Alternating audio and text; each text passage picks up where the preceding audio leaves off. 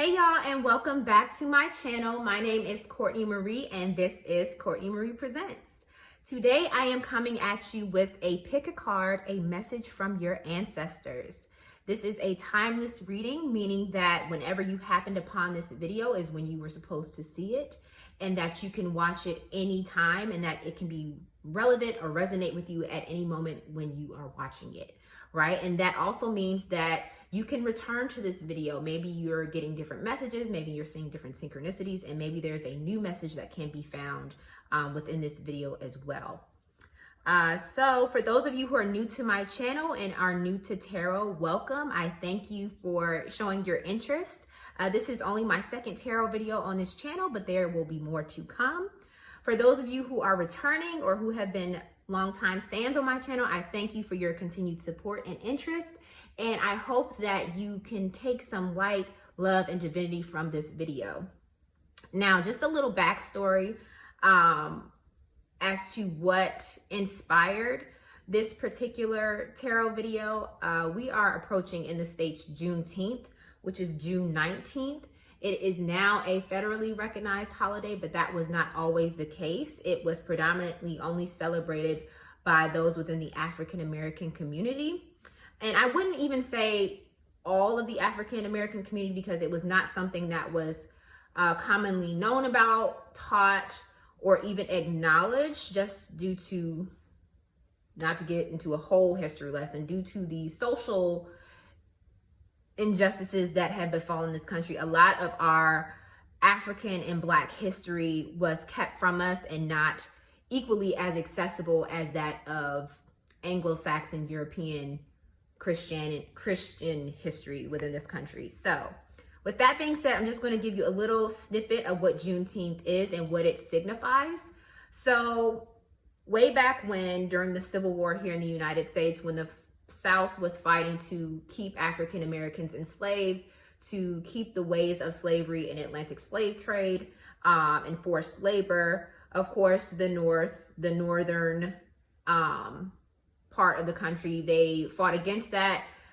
I can get into all the ins and outs as to their real intentions as to why they started the Civil War in the first place, but essentially the North fought for freedom of the enslaved African Americans, and the South fought to keep them enslaved. So when the North essentially won the war and Abraham Lincoln signed the Emancipation Proclamation, of course, in those times, you know, news moves slowly, right? Sometimes it was often withheld. So we often had certain pockets of the resistance or of the Southern Rebellion keeping enslaved African Americans at bay by withholding information, or information was not freely accessible due to, you know, things were done by mail, horse and buggy, that sort of thing.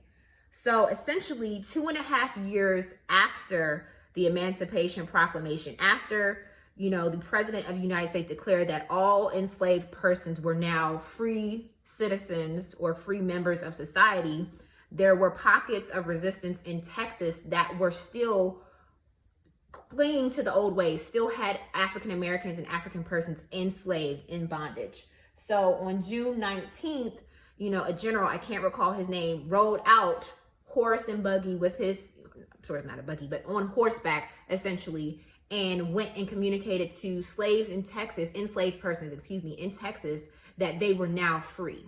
And so essentially they put down their tools and they left. So that is why, you know, for the Black community, for the African American community, Juneteenth is so pivotal, because if not all of us are free, then none of us are free. And that essentially was, you know, that time where 2.5 years after the Emancipation Proclamation was signed, where essentially every enslaved person was now free. So, and it is now Friday when I'm filming this, but I plan on posting this on Sunday, which is actually Juneteenth and Father's Day.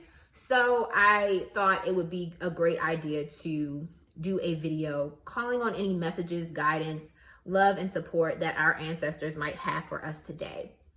So, great history lesson. If you would like to learn more, of course, do your own due diligence. I'm sure I was running through that really quickly because I don't want this video to be insanely long, but You know, it's something that I hold near and dear to my heart as I'm learning more about my family's history, my African and indigenous history. So I definitely wanted to pay homage to that in today's video. So thank you, God. Thank you, ancestors. Thank you, Spirit, for paving the way for us to be here today, for providing divine guidance, protection, and comfort. All right, so let's get into our piles. All right, so today we have 4 piles to choose from. I will go through each one, and then feel free to click on the timestamps in the description box below to jump you to your video. Now, please do acknowledge and understand that tarot is not a black and white thing. It does not predict the future. It does not dictate your future. We are beings of free will and choice. So take this as sort of like guidance, messages, fruit for thought, you know, however it resonates with you. But if you hear something that does not resonate with you, that means that that message is not for you, or it's not for you to hear at this time, right? So please do choose with your intuition. You know, feel free to pause this video, do a meditation. If you have any sage, incense, clean your aura, clear your space, drink some water, stay hydrated. I'm about to drink some water before we get into it. And relax. You know, this isn't something to get tense about, something to really be pressed over. It's just a way that I connect with Source, a way that I connect with God, my spirit, and my higher self, and my ancestors.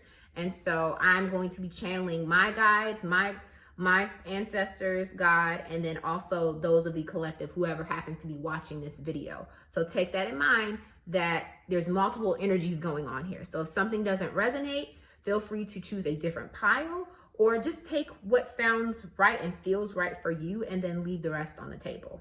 Okay?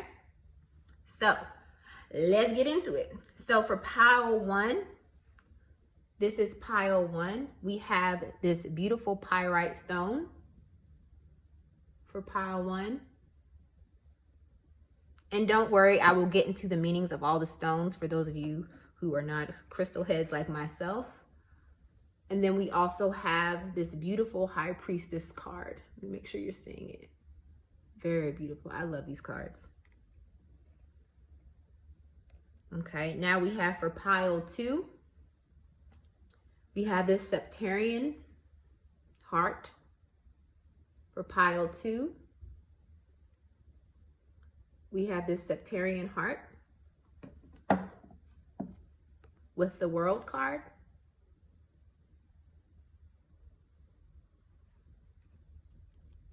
For pile 3, we have this Golden Healer Quartz heart.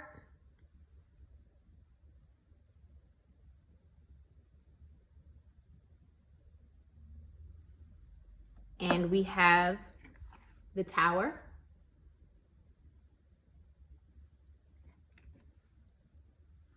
And for pile 4, we have this Dalmatian Jasper.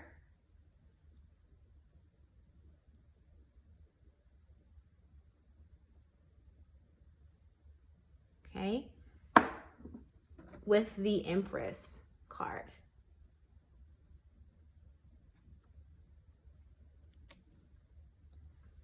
Okay, so feel free to pause the video and choose with your intuition, and I will see you all at your piles. Bye. Hey pile 1, and welcome to your pick a card reading. I'm so happy to have you here, and I will now present to you the messages from your ancestors. So if you picked pile 1, you picked the pyrite stone with the High Priestess tarot card. So I will first get into what pyrite is. So all of these are crystals, obviously, right? But pyrite is commonly known as fool's gold, and you know, occult culture, or even just mainstream culture, is called fool's gold, obviously because of its shiny color and glimmer.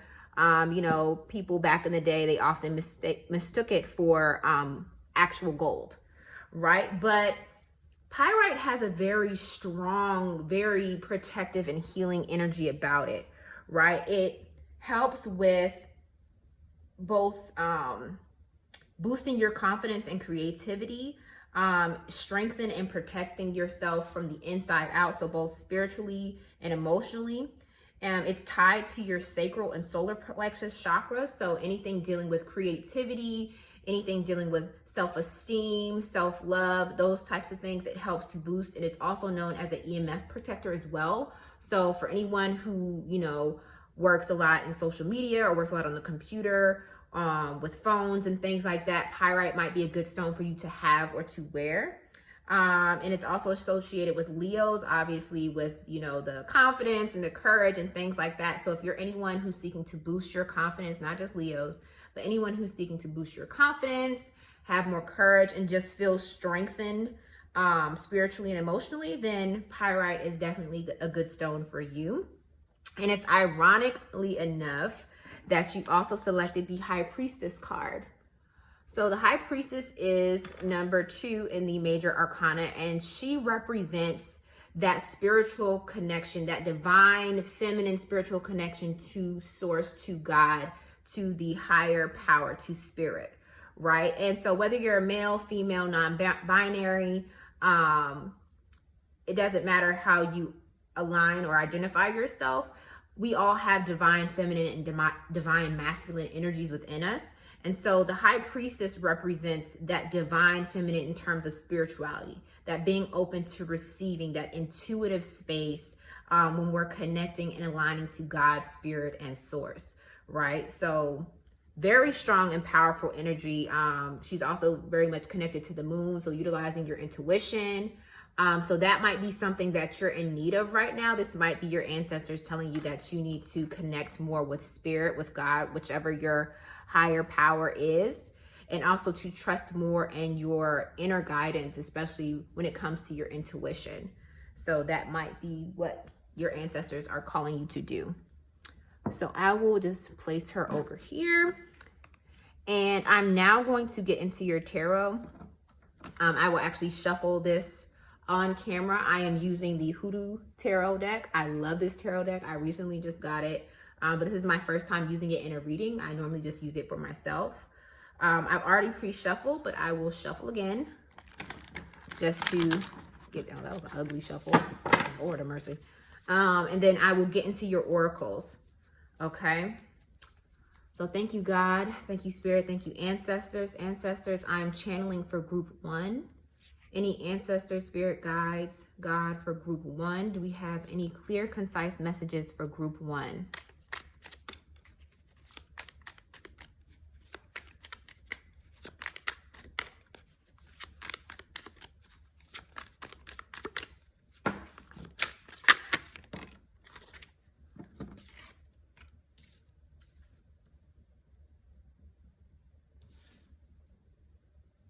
Don't worry, I will get into all of the meetings and everything once I get everything laid out.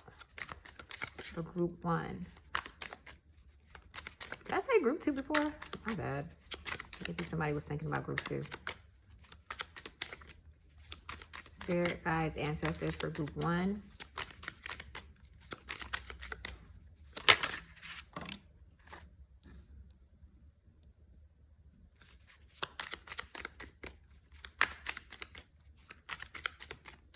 Group 1.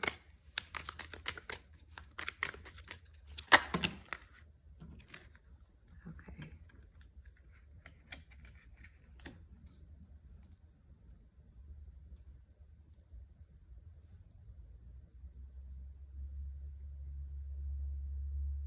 Okay. Love it. Big Mama on the back of the deck. Listen, somebody's grandmama is coming through. Grand auntie, great grandmother. I noticed too when I was shuffling for the pile selection, a lot of heavy like feminine energy was coming out. So I feel like, ooh, and my left side is tingling. Yeah. See, I feel like folks' grandmamas, aunties, moms are coming through really strong today, as they normally do. Okay. So let's get into, ooh, not let's stop trying to fall off the table. Okay. So let's get into it. First, I will name the cards that you have in your spread, and then I will kind of go over the gist of what they mean. And then I will channel intuitively about what I feel the messages are that's coming through. Wow, my left side, my back is starting to twinge. So I feel like somebody's feminine ancestor is coming through. Okay. So first we have, excuse me. Sorry, 1 second, y'all. First we have the Garden in reverse, which I believe in this deck is, let me just not misspeak. Okay, I think the Garden is the World. Yes, is the World card in reverse. Then we have the second card, which is the Big House, which is the Tower. Okay, then we have 9 of Knives, which is 9 of Swords. We have the Ace of Baskets, which is the Ace of Cups. We have the 7 of Knives, which is the 7 of Swords. And then we have the 8 of Sticks, which is the 8 of Wands. And then we have Big Mama on the back of the deck, which is the Sun. So let's start with the World card in reverse. So the World card in upright represents the ending of a cycle, the closing of a cycle, right? And with it being in reverse, I feel as though group number 1, you're holding on to something. You're holding on and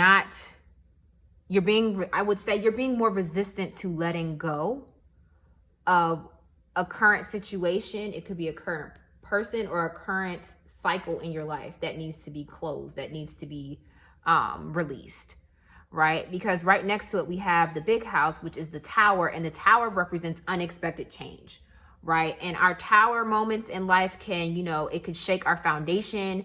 It could really just, be healing chaos in a way. It pretty much knocks everything down that was in order for newness to be built. So it's really canny with this card. So if you see outside of this lens, things are crumbling down. You have people jumping off the building. It looks like it's on fire, like it's coming down, right? But in this lens, you don't see any of that, right? The house looks very put together. It looks clean. It's a different perspective, right? So I think what the ancestors are asking you to see is that whatever upheaval is happening in your life right now, don't look at it as something to cling on to, something that's completely negative, something that is here to punish you, but something that's here to revive you, to renew you, to build you anew. This destruction, this ending, this difficult situation that you feel like you may not be able to get through, right, is here for your greater good. That's what I'm saying. But you have to change your perspective. Like, this is a rose-colored glass, right? And sometimes in life, we do need to put on rose-colored glasses. We do need to have a positive or silver lining moment with our life, even when things are going to the shits. Like, we have to believe that things are happening for us and not to us, right? And I feel like in this situation, group one, you are thinking that it's happening to you, right? Because with this 9 of Swords or this 9 of Knives, it's all about that internal mental anguish, right? That we are putting ourselves through, whether it's feeling doubtful, feeling insecure, feeling not worthy, being stressed out, right? These first 3 cards kind of tell me that right now, a current situation that you may be going through or that you might be getting ready to go through, right? It's needing to happen in order for you to have something greater, right? It's necessary for the change. And the change is going to happen regardless, because the Tower moments happen without our consent, without our necessarily needing to be an active participant. Like, it's going to happen, right? But you have to be willing to release whatever needs to be released, close out whatever cycles need to be closed out, so that way you can move forward. But right now, what I'm saying is that you're kind of in this, with this being in the center as well, you're kind of in this 9 of Swords energy, to where you're almost blaming yourself or punishing yourself for it having happened, for it having taken place. But it's supposed to happen like that. It needs to happen in order for you to build a more solid foundation, right? And then we move to the next card after that, and we have the Ace of Baskets or the Ace of Cups, right? And the cups represent our emotional form, right? So this is our emotion. These are our feelings. These are our relationships and connections, whether it be to self or to others. And it's an ace, right? Which represents a new beginning, right? You're being poured into, just like in this basket. This is a new beginning, right? So once you go through this tower moment, once you go through this transformation, this kind of, you know, dark night of the soul, if you will, there's a moment of clarity. There's a moment of renewal. You're being poured back into, right? It's kind of like, I just got an image of a volcano, right? Like, so volcanoes can be very destructive, but they're also very essential to our ecosystems and renewal of new life. Like, volcanic soil is the most fertile soil in the world, right? But it comes from destruction. It comes from that chaos. It comes from things having to die, right? And so with this Ace of Baskets, this represents a new emotional tie, a new emotional beginning, whether it's with yourself, whether it's with another person. Like, maybe this is a relationship, an old relationship that needs to end because it's causing you pain and suffering. But this card tells me that there's new hope, there's new beginnings, there's new emotional fulfillment, right? Yeah, so don't be afraid. Don't be afraid of the change. Don't fight it. It has to happen for your greater good. In order to get to this newness, you have to let it happen. Okay. And next we have is the Seven of Knives, which is the Seven of Swords. And like I mentioned before, the Sword Suite, or did I not mention it? Ooh, child, I could be lying. So the Seven of Swords represents the mind, right? Swords represent the mental aspect of us, right? So this is a very positive card. So this Seven of Swords talks about strategic planning, using constructive criticism to make changes, to make positive changes, and turning over a new leaf, right? So, and it's interesting that, you know, we have this woman, right? We have this woman that's in the kitchen. She's cooking up something, and actually, she's cooking up some sort of soup, right? And she's happy about it. She's being diligent about it. She's being planning. She's being strategic. Now, I'm not going to read what the message is because baby girl in the kitchen, she cooking up something she ain't supposed to be cooking up. But, you know, she's clear on what she wants to do, right? So the Seven of Swords is very much like this go-getter energy, like this very much clear and decisive energy. So this with the Ace of Cups, it's like, this to me sounds like a new beginning. Like, first you get the inspiration, you're like, that would be nice. Or I actually really want to do this. Or, you know, this person is really cool. I actually feel good around them. Or actually, I feel really good about myself right now. Now that I've let all this other stuff go, I'm starting to pour back into myself. And then with this Seven of Knives being next to it, it tells me that you have a plan. It's not just feeling good, but it's also doing good. It's also taking action, right? It's also being clear about what it is that you want. And then it's followed by the Eight of Sticks, which is all about momentum. So the wands or the sticks represent our passion, our creativity, right? Sort of like that life's blood, right? So with the Eight of Sticks, it all represents fast momentum, energy flowing in. It's coming in fast. And if you look at this woman in cards, she's controlling these sticks with her hands, right? So it's manifestation, it's power, right? Power coming in, and she's in control, right? So with the first three cards, it's like, you know, the dark night of the soul. It's something happens that rocks your foundation, that makes you feel unworthy, right? Or maybe it's a situation that you're holding on to that's keeping you trapped mentally and emotionally and making you feel as though, you know, there's just no light at the end of the tunnel. But I feel like what your ancestors are saying is, if you let this situation go, if you let that house burn down, right? If you release all that needs to be released, sever whatever ties you need to sever, leave that job, leave that relationship, sell that house if it's a burden to you, like, let that MF die.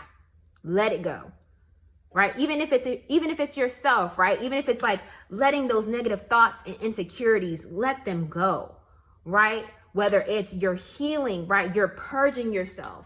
You're getting all of that negativity from around you and up out of you, so that way you can make room for the newness to be filled within, for the abundance, for the love, for the care, for the joy, for all that newness to start pouring in. And as you can see, it's overflowing, right? We can't pour from an empty cup. And if we're not giving to ourselves, if we're not making ourselves a priority, we cannot give anything to anything else. We can't manifest anything to anything else. We can't love anybody to our fullest potential, right? Because we are empty. But so the first half of your spread is really indicating that there has to be a transformation made. Like, I'm getting big death card energy from all three of these cards. Like, you have to be willing to die in order to be reborn, right? But once that happens, it's so much abundance and positivity, like new emotional fulfillment, new relationships, planning, being organized, being decisive, being clear of thought and mind, right? And it's from those things that you gain momentum. You start to see positive changes in your life. You start to see abundance. You start to see fruitful relationships, more opportunity, maybe more travel, right? And the reason why I can say that all this is powerful is because we got Big Mama at the end. She coming with the cornbread, baby. She's serving life to you on a platter. She is the sun. The sun represents positive tidings, joy, strength, radiance, just abundance, right? The world does not exist without the sun. And I feel like this is all telling you that you have good things coming to you. You have good things coming your way. But if you stay in this energy, if you stay in this situation, I feel like that may not be the case. So whatever it is you need to purge or let go of, make it happen. Make it happen. Okay. Woo! I'm getting hot, boy. Man, whoever's ancestor that was, she was riding my back, honey. She was like, you better say what I said. I said what I said. Like, that's the energy. That's the energy I'm getting for group number 1. And it doesn't surprise me because you have Big Mama here. You have the 7 of Knives, right? And then you have the High Priestess. So I feel like this is a situation that you know good and goddamn well that you need to let go or walk away from. That you've known, you felt it, that there needs to be a change made. You felt unhappy. Your intuition has been gnawing at you day and night. You've been losing sleeps over this, right? So listen, I tell it like I see it, and it's plain as the nose on my face what it is. Okay, so I have more tarot cards, but these are, I ask specific questions regarding relationships, regarding career and study, regarding finances, and your personal. So I use 2 different tarot decks for this. I use the African American tarot deck, and I use the the Nefertari tarot deck, because if we're going to channel ancestors, we're going to channel all of them, right? So I feel like the Hoodoo tarot got me my American, African American, my indigenous. Then we got the African tarot, and then we got the Nefertari, which is Egypt. I'm using all my whatever decks that I have that have people of color. Now I want to make this clear, like, if you are not a person of color or a Black person, this does not mean that these do not apply for you. Like, listen, we are all of the collective. Our ancestors are coming through regardless. Whatever cards I use is cards I use, but the messages are still the messages. Okay? All right, so the first 2 cards we have for your relationships, we have the 6 of Pentacles upright, and then we have the Knight of Wands in reverse, right? So the 6 of Pentacles is all about giving and receiving, right?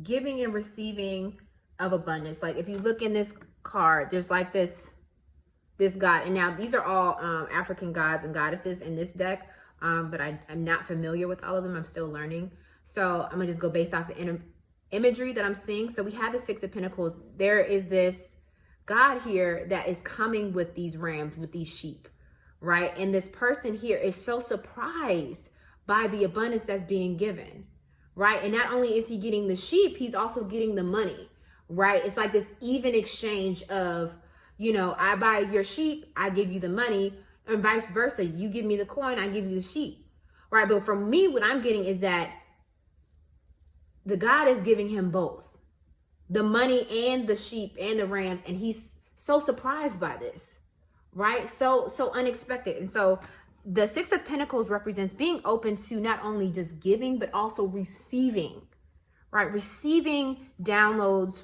from your ancestors, receiving good tidings and abundance, receiving those clear divine messages, right?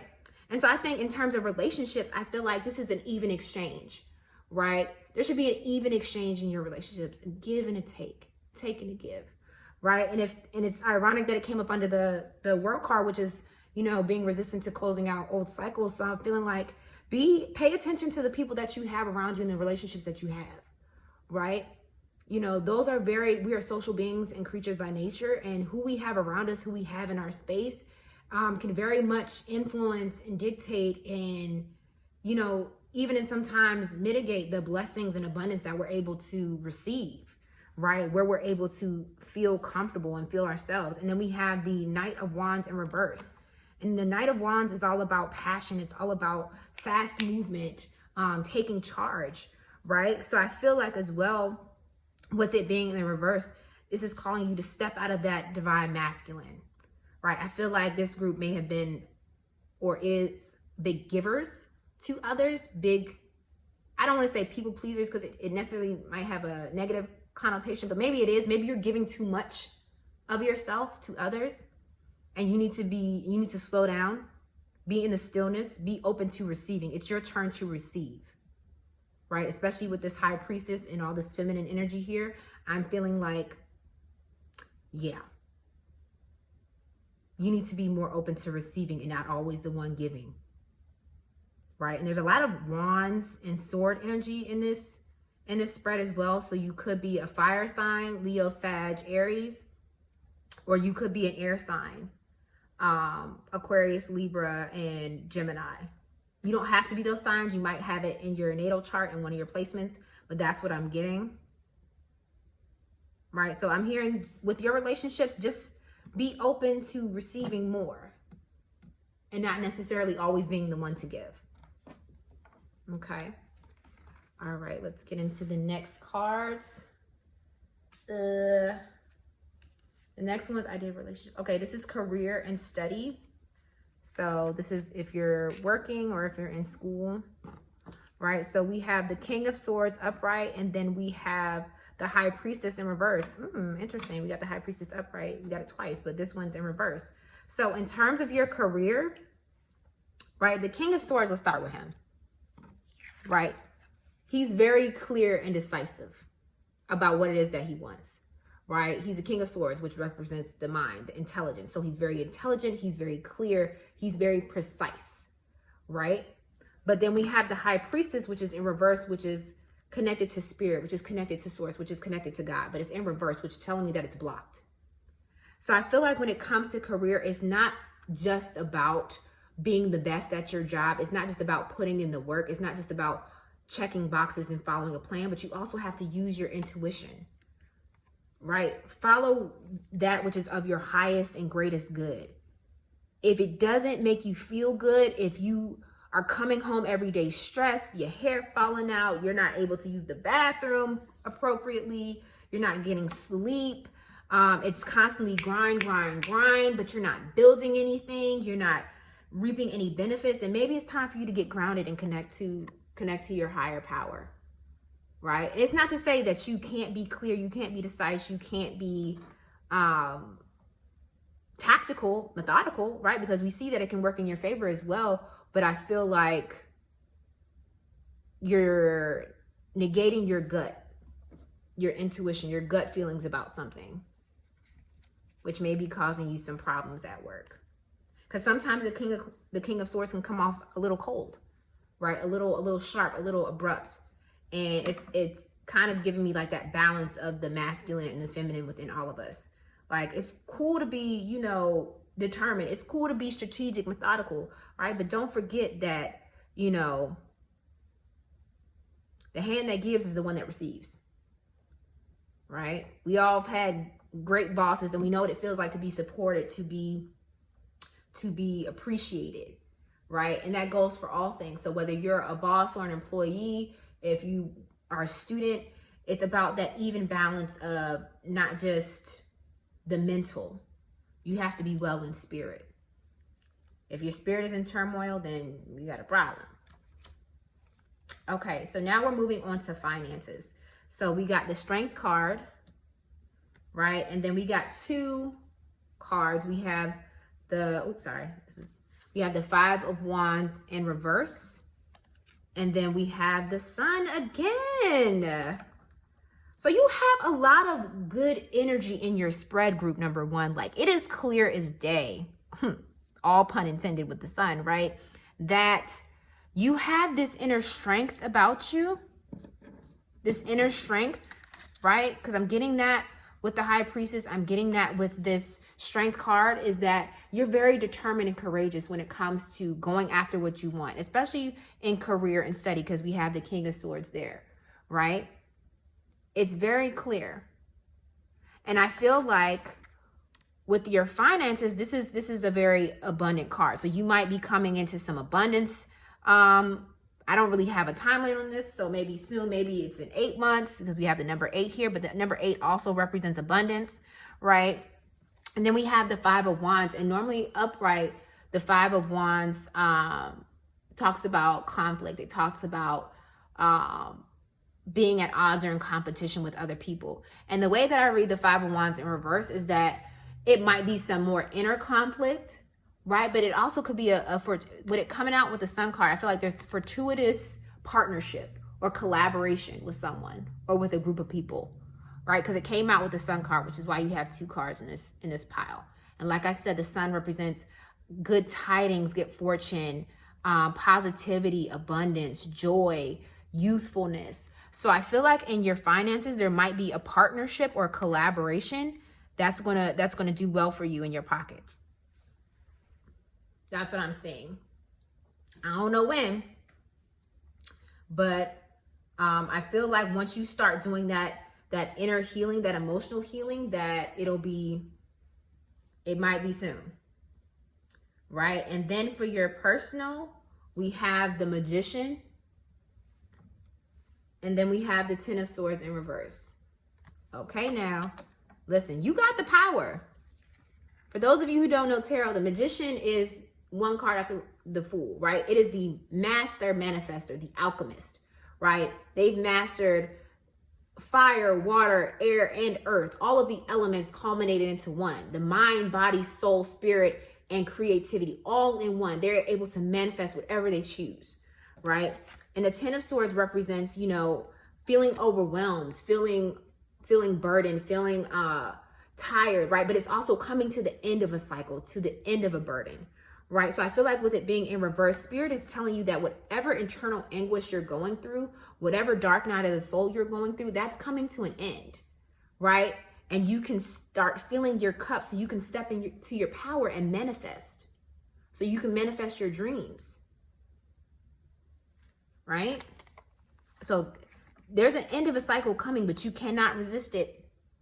Don't resist the change. Don't resist the tower moment. If God's spirit source and your ancestors are trying to remove something from your life, let it go. Because the more you hold on to it, the more you will block your blessings. I'm just saying.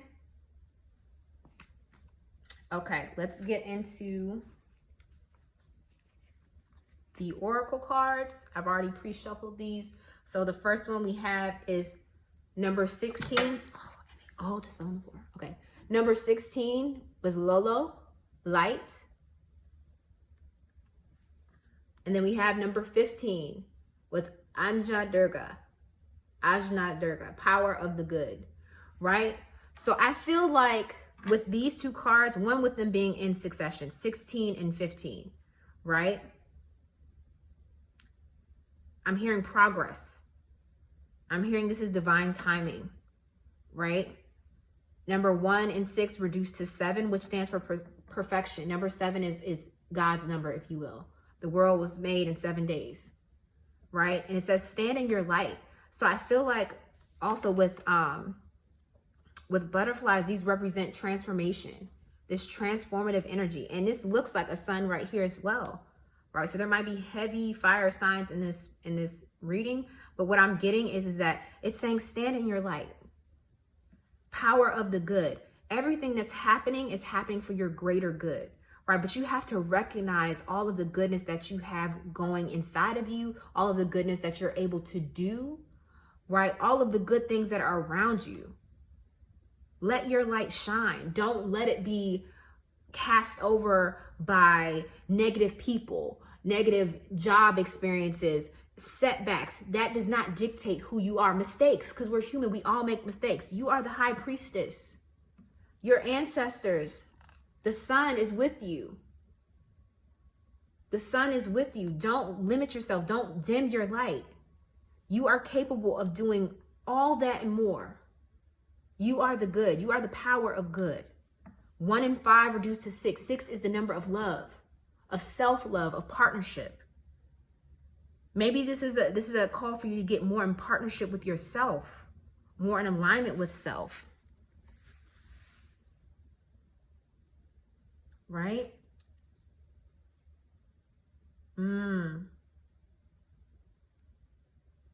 Yeah. I feel like this is definitely you being called to step into your power and to realize just how magnificent you are. Because like I said, you have a lot of good energy. You have all this sun energy. You have all this high priestess energy. The same cards, different decks coming out repeatedly. But I feel like there's something that you have to let go of. There's something that you have to heal. Okay, the next 2 cards we have is Dictionary with Communication. Then we have Scrying Mirror. So Scrying Mirror with Projection, right? So I'm gonna start with this because this card always stands out to me. I feel like you don't recognize who you are. You're not seeing yourself in proper light. I feel like what you see in the mirror is not what others see, is not what the divine sees in you, is not what your ancestors see in you. There's more to you than what meets the eye. And I feel like with this projection is that you may internalize, right? Okay, ice maker. Is that you may internalize or allow others to project on you and you onto them. Take things as they are and not as they seem to be, right? A job is a job. A loss is a loss, right? A mistake is a mistake, but that does not define you or dictate the outcome of your future, right? And I feel like with Dictionary Communication, I feel like the ancestors have been trying to communicate with you.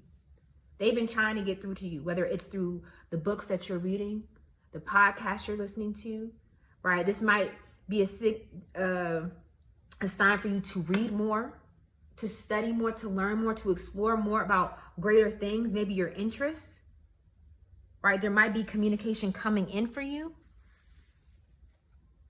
right? Because we talked about a collaboration, a beneficial collaboration. Maybe there's some sort of communication that you've been waiting on. But I feel like there's a level of uncertainty, like you don't feel like it's actually going to happen. Okay. So we also have Agreement with the Strawberry, number 24. And then we have Clarity with the Carrot, number 1. Right? So we'll start with the strawberry. Strawberries, 2 and 4 equals 6. Another 6 again. So maybe you've been seeing a lot of 6s around lately. And just outside of, Christian faith and belief, 6s are not necessarily the devil's number, and they're not negative, right? In certain cultures, the 6s are a good luck number. Like I said, it represents love, partnership, right? Self-love. And I feel like with this agreement is like strawberries, they grow in bunches, right? So I feel like there's some sort of collaboration or some sort of networking opportunity or some sort of partnership that's going to be fortuitous for you, because strawberries, they grow in abundance, right? And you might be a Libra, because we have the Libra symbol here. You might be a water sign, right?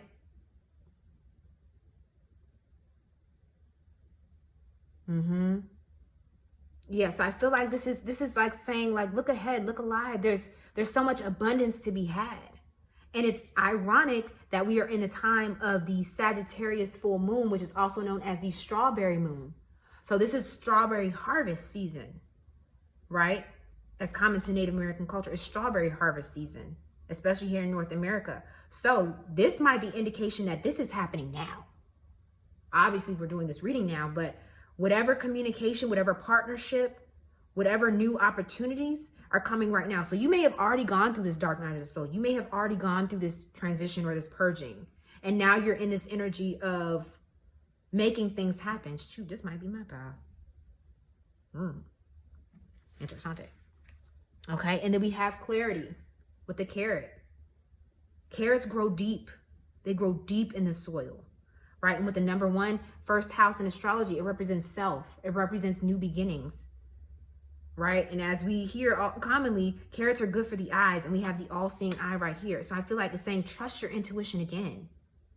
Maybe you need to eat more carrots. Now, if you're allergic, disregard that. But maybe you need to get more grounded. You need to get more centered in self. Go deeper within is what I'm hearing, right? And you might be a Scorpio.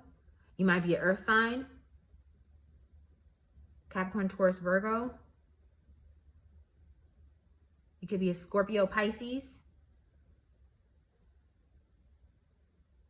Cancer. What I'm hearing is that something is happening now. Something fruitful. Carrots also represent abundance. I actually want to get the book on this. I want to read. Where is my dang book? On what this carrot symbolizes. I don't know why I'm being called to read that, but it's happening.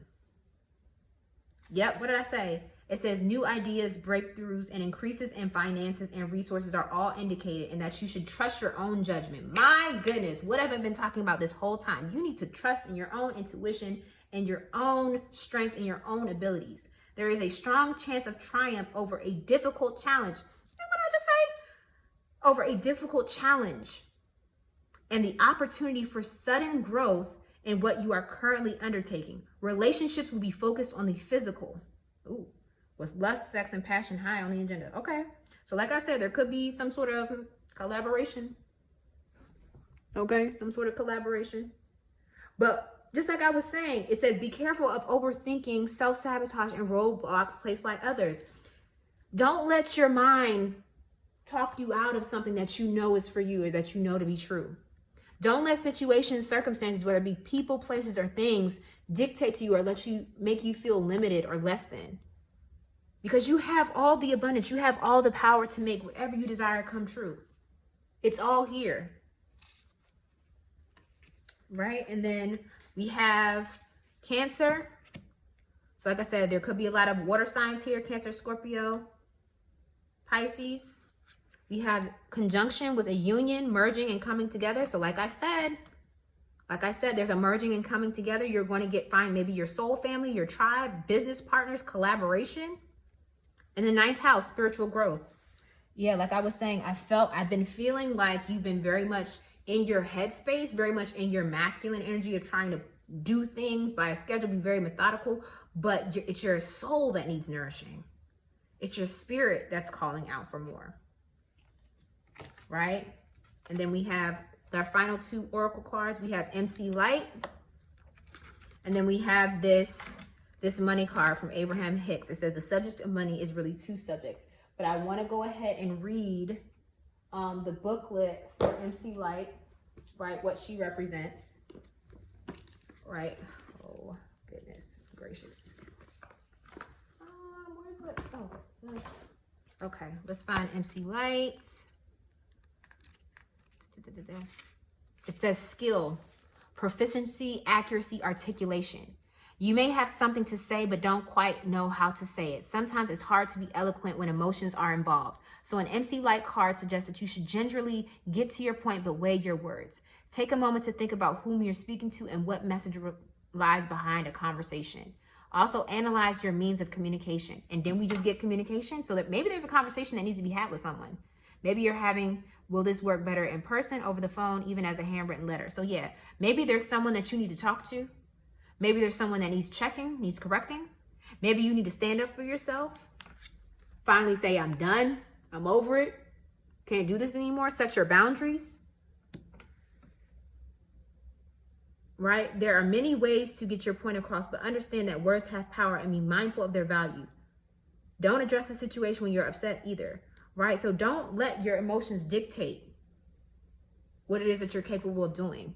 Don't let it dictate the situation. Stay in control. And the way you do that is by centering, by grounding yourself. Going back to source, going back to God, going back to your ancestors to give you the strength. Right? And I'm going to read this last money card. Right? The sun is popping today. Okay.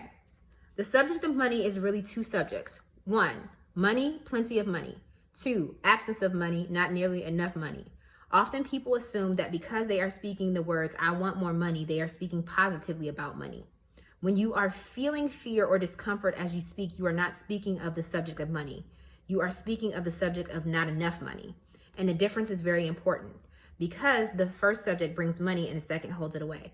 So this is all talking about the power of your words, but not just the power, but the intention and feeling behind it.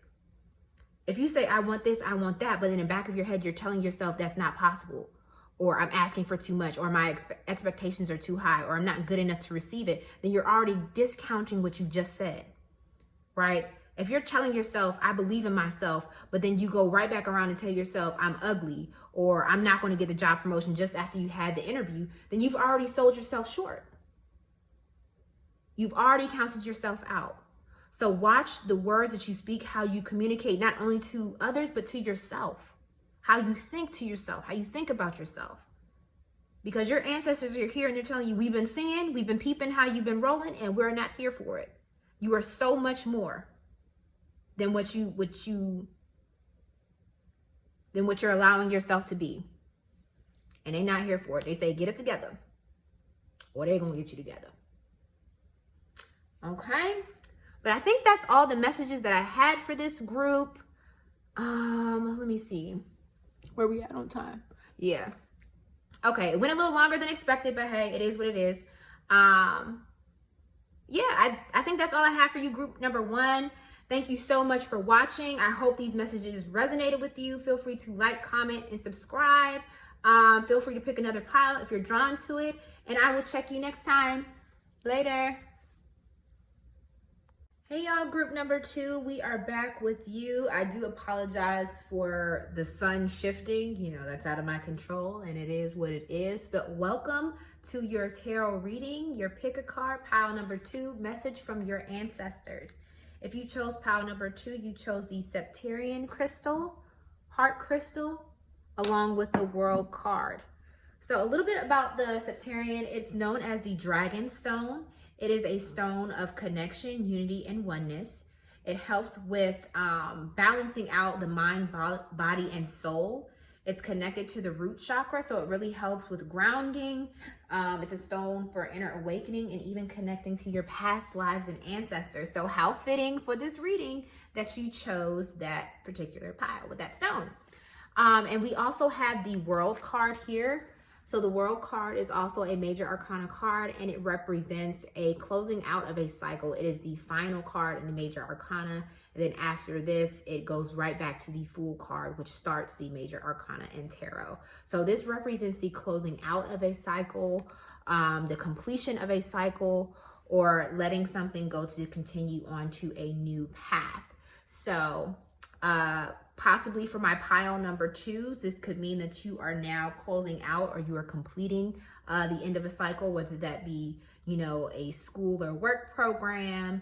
It might even symbolize just, you know, major milestones for you, or even just closing out a chapter that you felt needed resolving. So whether that be a relationship, personal goals, spiritual awakenings, things of that nature, especially with this Septarian card, this kind of puts me in this feel like this is an ending of a spiritual journey in a way, or like an inner awakening, or like an evolution of you in some way, shape, or form.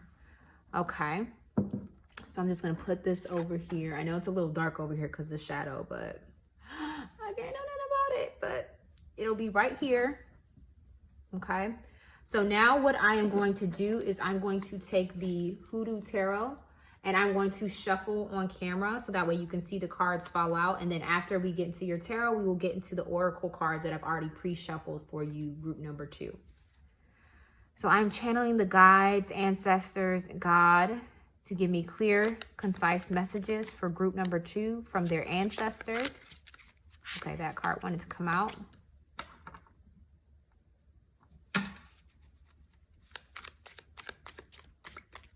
Clear, concise messages for group number 2, messages from their ancestors.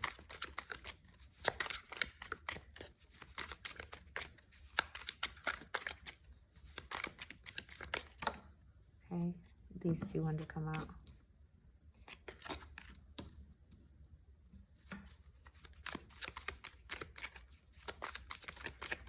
Messages from group 2's ancestors. Group number 2.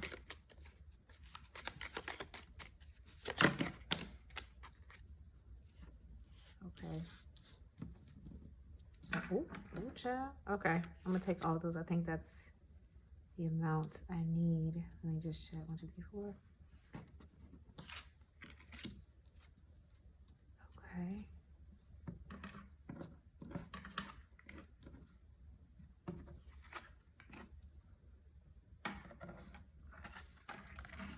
Ooh, child. Okay, I'm gonna put these down here.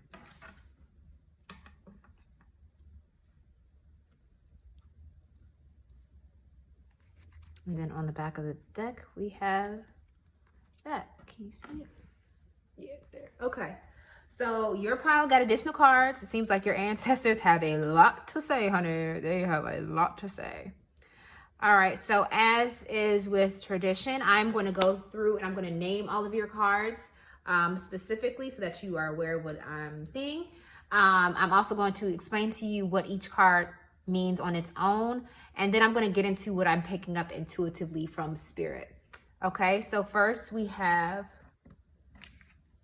Miss Ida, which is the number 2, which is the High Priestess.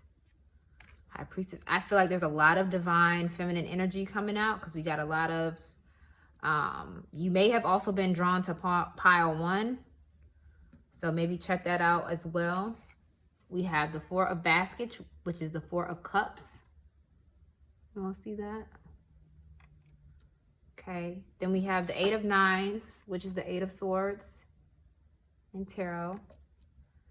We have the Courting card, which is the Lovers.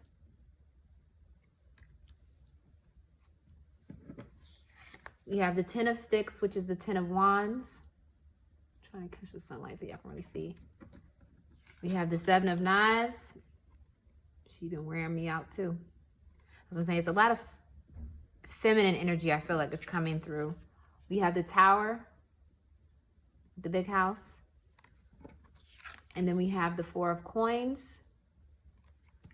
These are your additional cards that came out. And then we have at the back of the deck, which is 10 of Baskets, which is 10 of Cups. Sorry.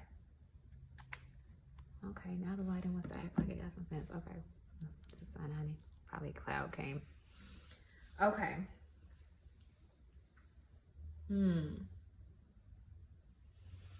All right, so let's start on this end. So, like I said, we have the World card, right? That you all chose, and that represents the closing out of a cycle.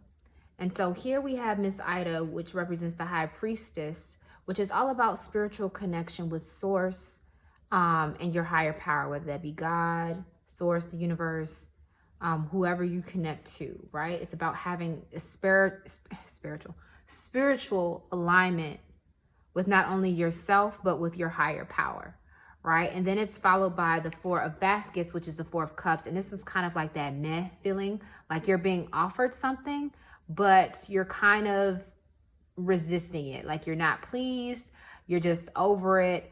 And you have these 3 cups behind you, or these 3 baskets rather, and you're kind of even considering, do you even want what this person is offering you? And then following behind that, we have the 8 of Knives, right? And this is all about mental anguish or the limiting beliefs or thoughts that we impose on ourselves, right? But we're also not recognizing that we are the ones that can free ourselves. So here we have a man standing at a crossroads, right? And so there's obvious barriers to each path, to each road that this person could take, right? But there's also gaps. There's opportunities to walk through those or to overcome those obstacles, right? So what I'm seeing with these first 3 cards,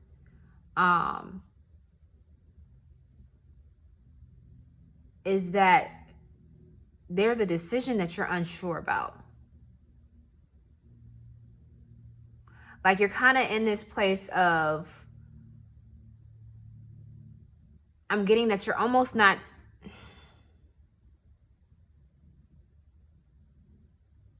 I feel like you feel like something's not fair, right? That you've been given the short end of the stick. But I feel like that's also the way that you're choosing to perceive it with this Eight of Knives, right? Like with this High Priestess starting off, I feel like you're a very in tune person. You're a very spiritual person. But I feel like there's something you're not questioning, right?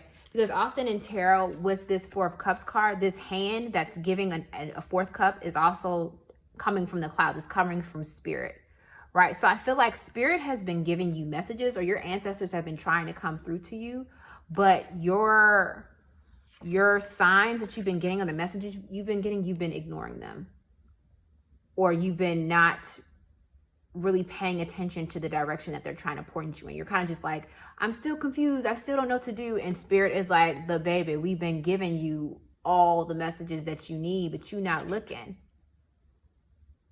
right? Maybe it's because you don't like what they're telling you, or what they're trying to show you, or maybe what they're trying to get you to do is something outside of your comfort zone. Because I'm also noticing that these baskets in the back, they don't have a lid, but this one, it does. Right? So you feel like, well, I can't see the full outcome, or I can't see what's completely in this basket, so I don't want it. Right? But I feel like your ancestors are asking you to trust more on spirit, rely more on God, trust in that intuition to make your decisions and to direct you on the path. Because the path is guided. The path has been laid for you, but it's your choice to walk through the door, is what I'm getting. It's your free choice, your free will that can set you free, but you're kind of just standing there, right? I feel like this is your ancestors trying to give you a nudge, like, make the call, right? Because like I said, with this World card, this might be a decision to start something new because you already ended something, or to close something out, right? But I feel like you're being stagnant. You're afraid of making the choice. Maybe it's a fear of failure. Maybe it's feeling like you're not good enough. Maybe it's feeling like maybe that path isn't meant for you, and what happens if I fail? Right? But you are the only one that can free yourself from limiting beliefs. You are the only one that can do that. And this just goes with anything in life. If we're stuck mentally, if we're in mental bondage, it doesn't matter what's happening around us, because we're never going to be able to see the way out or the way through. Right?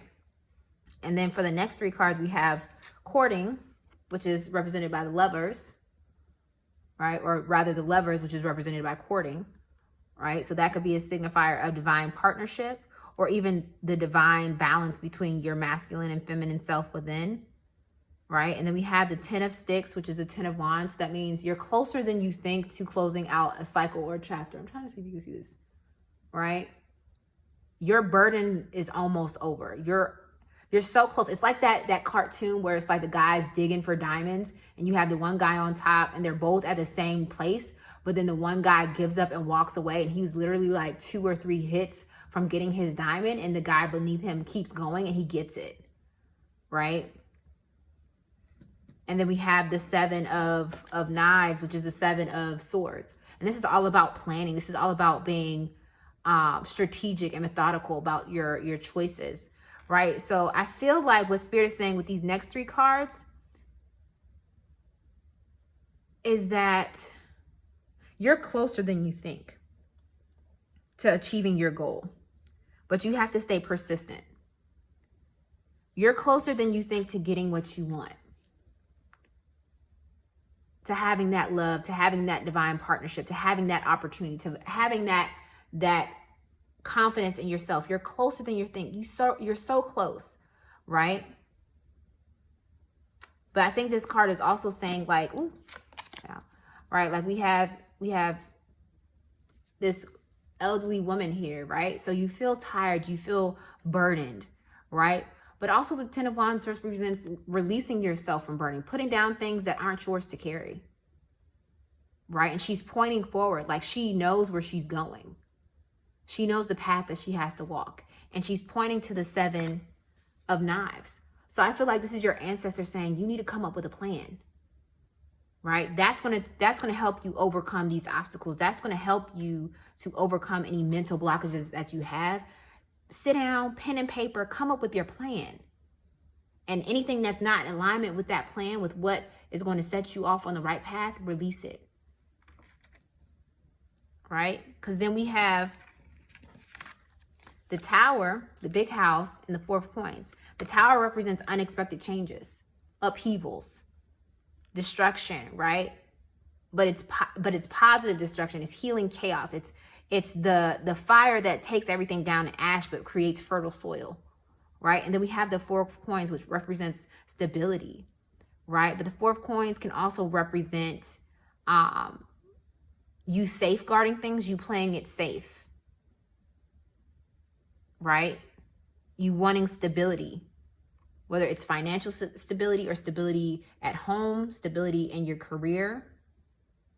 But it's interesting that this came out with the Tower, because the Tower is like the opposite of stability. It's going to crash everything. It's going to tear everything up so that you can build anew. So maybe that's what it's saying. You have to, like with this World card, you have to let some things go so that you can build a stronger foundation. And I think this is your ancestors saying that you can take a risk. You are supported. You are protected. Your finances will be fine. You can trust your intuition and come up with a plan, and you will be fine, right? Because we have the 10 of Cups on the back, and this represents huge abundance in our relationships, in our emotional fulfillment, in our lives, in our connections with others, and to ourselves. Like, look at this big happy family, right? So I feel like Spirit and your ancestors are telling you that you can have all that you desire, right? But there are some things that you have to be willing to let go of. And I think one of them is a negative mindset with this Eight of Knives and this Four of Baskets. You're very much in a sense of lack, of not believing or feeling like you can't do something, like you keep talking yourself out of something, whether it's a partnership, a relationship, right? And maybe it's because you're carrying too much of burdens of what happened in the past, of what you've seen other people go through, or what other people have told you about limiting beliefs, about you going to have to struggle and you're not going to become successful. But Spirit is telling you, regardless of how much weight you got on you, don't let that deter you from the path that you've chosen. Because Grandma might be hunched over, but she's still moving forward. She got her cane in hand and she knows which direction she's going. And she's going towards, if you look here, there's some sort of like flower or berry to abundance, right? But I think it comes with being diligent, being sure of a plan, releasing what no longer serves you, allowing old to die, the old things to die, and then being confident and sure. Like, I feel like Spirit and your ancestors are telling you that despite any chaos or upheaval or any drastic changes that are made, you're going to be okay. You're going to be stable. So trust in us. Don't ignore us. Trust in your intuition. Trust in God. Trust in your ancestors that they will protect you. Right? But it can't be from this place of lack, from scarcity. Okay, let's get into your other cards.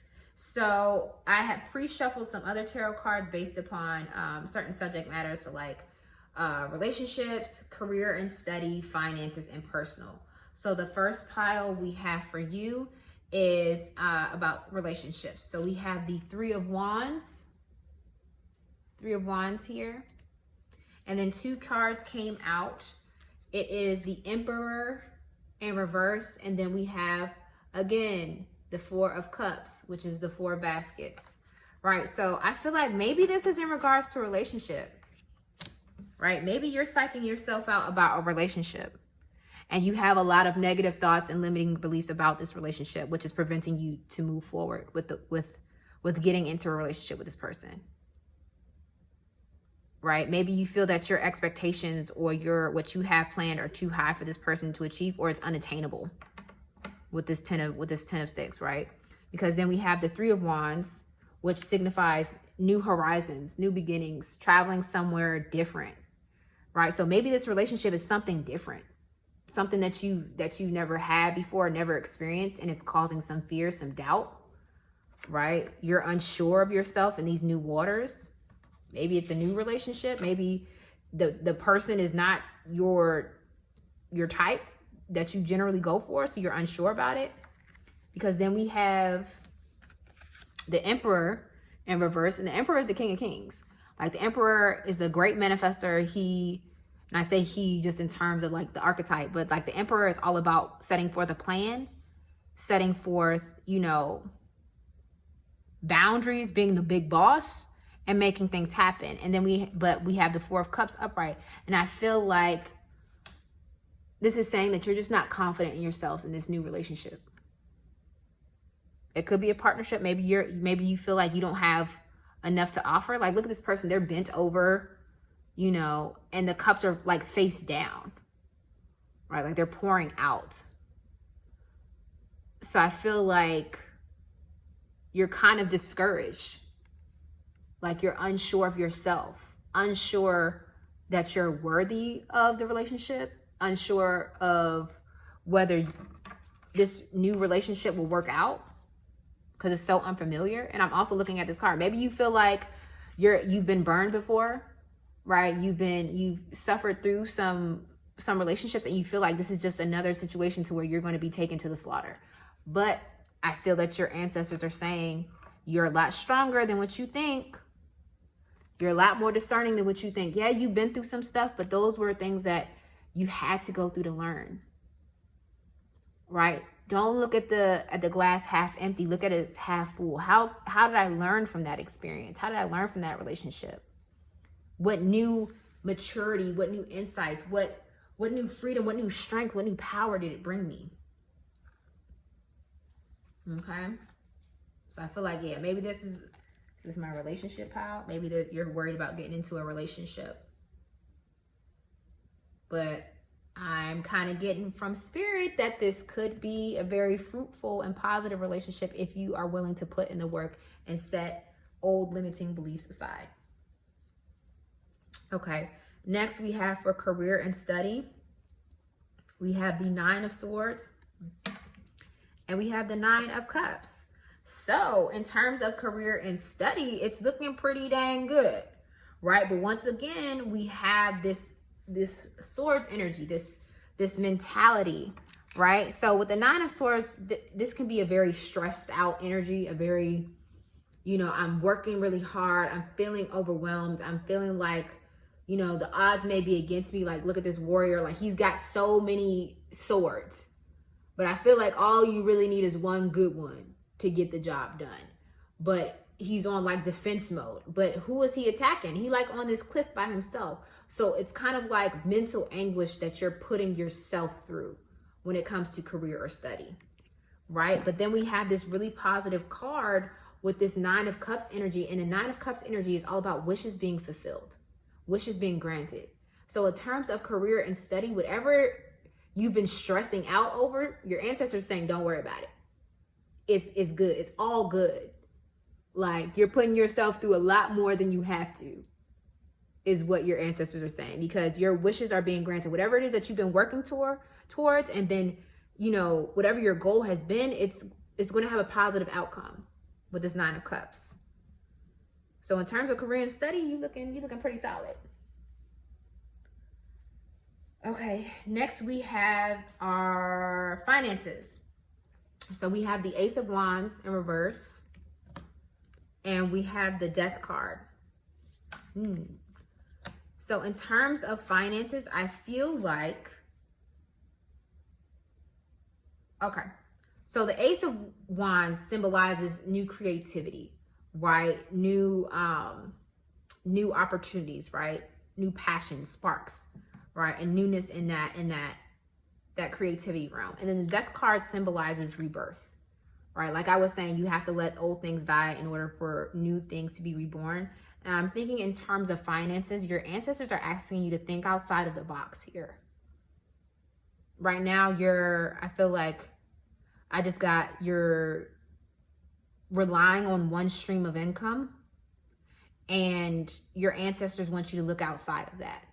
Maybe try something different or look to find something in addition to what you're doing, right? Because Death card also symbolizes rebirth, right? And especially with this Four of Coins that popped out, is that, you know, being stable and being financially stable might be a great concern for you. But I feel like Spirit is saying that things are unpredictable. Things may change. Or maybe you recently transitioned from a job, or you're thinking about transitioning, but you're holding off on it. Or maybe you're worried about an opportunity not coming to fruition. But I feel like Spirit is saying you're good. But get more creative with how you're making your money.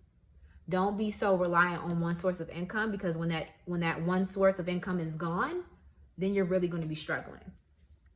So that's what I'm hearing from Spirit. Okay, so in terms of your personal, we have the Justice card. Yes, we have the Justice card here. And then Justice card. And then we have the King of Swords in reverse. More swords. So the King of Swords, I'll start with the King of Swords. King of Swords is all about clarity. It's all about being clear and decisive about what you want, about achieving your goal by any means necessary, and being very confident and intelligent about the choices that you're making, right? And then with the Justice card, you might be a Libra, right? The Justice card symbolizes that, you know, it's like weighing the pros and cons. Like you could be dealing with a legal situation maybe, or you could be at odds with someone else and you feel like you're being treated unfairly. So, but with these two together, I'm hearing Spirit say that trust that whatever karma needs to be dealt will be. That's not your burden to take up, right? But also you need to be fair to yourself, because I feel like, once again, you're selling yourself short. With all these swords cards, I feel like you're very much overthinker. Maybe you're very limited in your beliefs, right? And it may block you in being able to reap the benefits, right? To get the rewards from your hard work, because you're kind of blocking yourself mentally from seeing other opportunities. So I feel like your ancestors or in Spirit are saying to, in a sense, trust, to surrender more, to rely on Spirit more. So that way all of that mental burden and anguish can kind of ease up. So that way you're able to look at things through a different perspective. Okay. All right, now we're going to get into your oracle cards. So for the first two cards, we have number 16, Lolo. Like I said, you may have been drawn to group 1 because they got that card as well. Stand in your light, number 16. And then we have Quinte, number 28. Sweet paradox of empowering grace. All right, so like I was saying in group 1, moths and butterflies, they often symbolize, right, transformation, more so butterflies. But this is actually, I think it's an African moth from Tanzania of some sort. And because of its radiant colors on its wings, it's often mistaken for a butterfly. But what's so special about this particular moth is that it feeds off the nectar of poisonous plants. So, and it transforms that. And that's how it's able to protect itself from predators, is that, you know, pretty much its innards, its blood or what have you, is poisonous due to the nectar that it eats from other plants, right? But then it's so radiant. It comes out during the day and it looks very iridescent in its wings, and it's so beautiful, right? And I feel like this is Spirit saying, like, you can turn any negative situation, like I was saying before, maybe the things that you've gone through in the past were there to teach you something, to help you to become stronger, to change your perspective, to bring you closer to God, to source, to segue you into the right direction. Misdirection is divine protection, right? And so not everything is taken for face value. Sometimes we just need to go through some stuff so that we become stronger. Sometimes you might be a moth, right? But it doesn't stop you from standing in your own light, from being seen as beautiful, for being powerful, right? Being able to protect yourself. So standing in your light is recognizing your own power, your own truth, your own source, right? And allowing it to shine. Don't worry about what other people think or say about it. It's not about other people. It's about you. Right? So standing in your light. And like I said, number 1 + 6 is 7. So that's perfection. You are perfect in every way. As you are, in all your flaws, all your shortcomings, all your mistakes, you are excellence. You were divinely created by God. And there's no questioning that. And everything that has happened is happening for you, for your highest and greatest good. Right? And then we have number 28. 2 + 8 = 10. 10 is 1. And like I said, Ones represent new beginnings. New beginnings. Like I said, you're entering the closing of a cycle. So what happens after that? A new one begins, right? And I think this could very well be a new relationship. Things are aligning. Things are coming into your path for a reason, right? Whether it's people, places, things, situations, things are happening for a reason, right? And I think this is what this card is asking you, is to have grace. To have grace, to stand in your power. So even when you're going through things that you may not fully understand that it's happening for your highest and greatest good. Okay, next you got 3 cards. You got 3 of these cards. You got psychometry with sensitivity. You got foresight with tea leaves. And you have shooting star with confirmation. Right? So I think this goes right into, so let's first start with the sensitivity. I think that you're very apprehensive about a relationship because it's ironic that it symbolizes a ring, and rings symbolize relationships. It could be partnership, but I'm feeling it's more romantic, right? A sensitivity to starting something new, kind of being unsure or apprehensive about getting into a new relationship. And if you're someone who's already in an established relationship, maybe it's you being fearful or worrisome about taking it to the next level.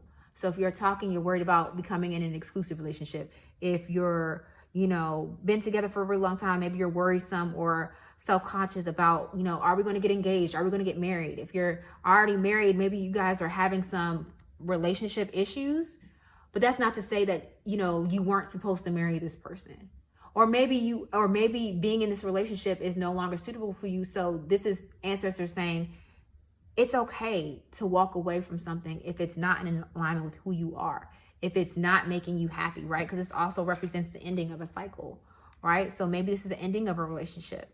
It could be the ending or beginning. And that's the thing about cycles. It's like, you can't make heads or tails of it. Is this the end or the beginning? Is it the beginning or the end? It's cyclical, just like this ring. Earth goes round and round, right? But like I said in the beginning, foresight.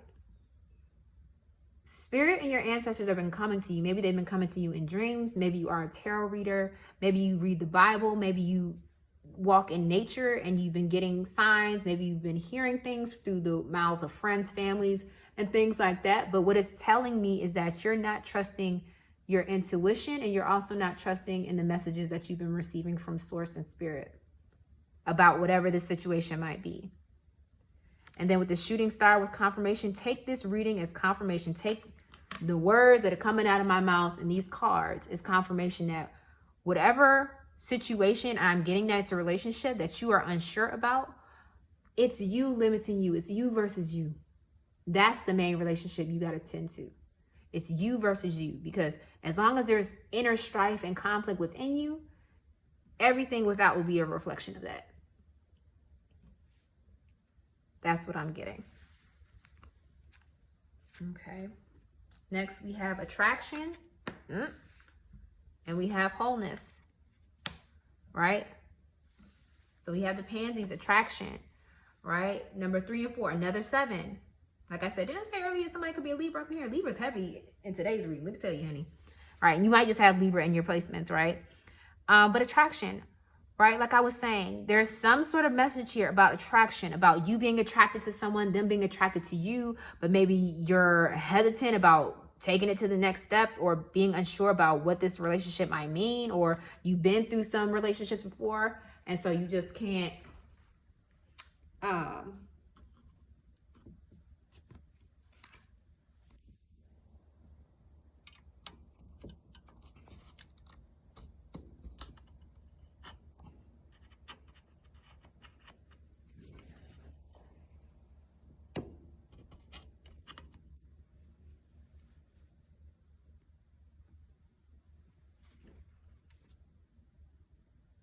okay, y'all, sorry. I had to do something with my camera because it was talking about batteries low. My bad.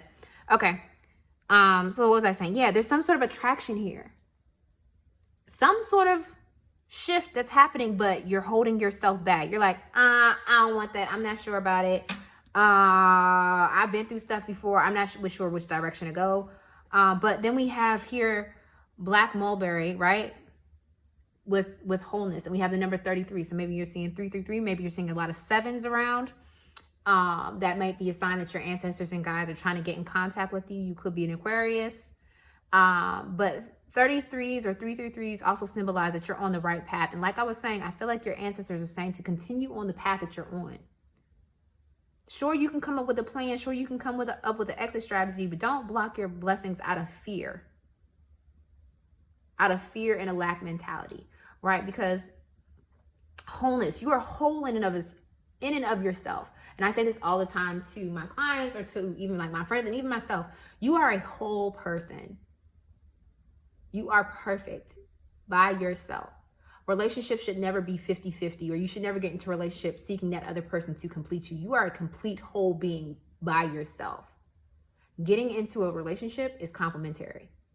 It's because you want them to be there, not because you need them to be there. And if you're in a place where you feel like you need a relationship in order to complete you, or you feel lesser than because you are not in a relationship, then you need to do some work on self and do not get into a relationship, because that leads to codependency and very toxic relationship structures. But what I feel like this is saying is that as long as you do the inner work to heal yourself and you feel whole in yourself, then you getting into another relationship with someone else is nothing to fear. They can't take anything from you because you were somebody before them and you're going to be somebody after them.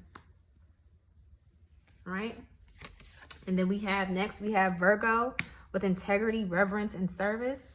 And then we have North Node. Right, so you could be a Virgo, you could have Virgo in your placement charts, or maybe the person that you're interested in could be a Virgo, or maybe you're a Virgo. But I feel like Virgos are very sure of themselves, right? Virgos are very sure. They're very precise.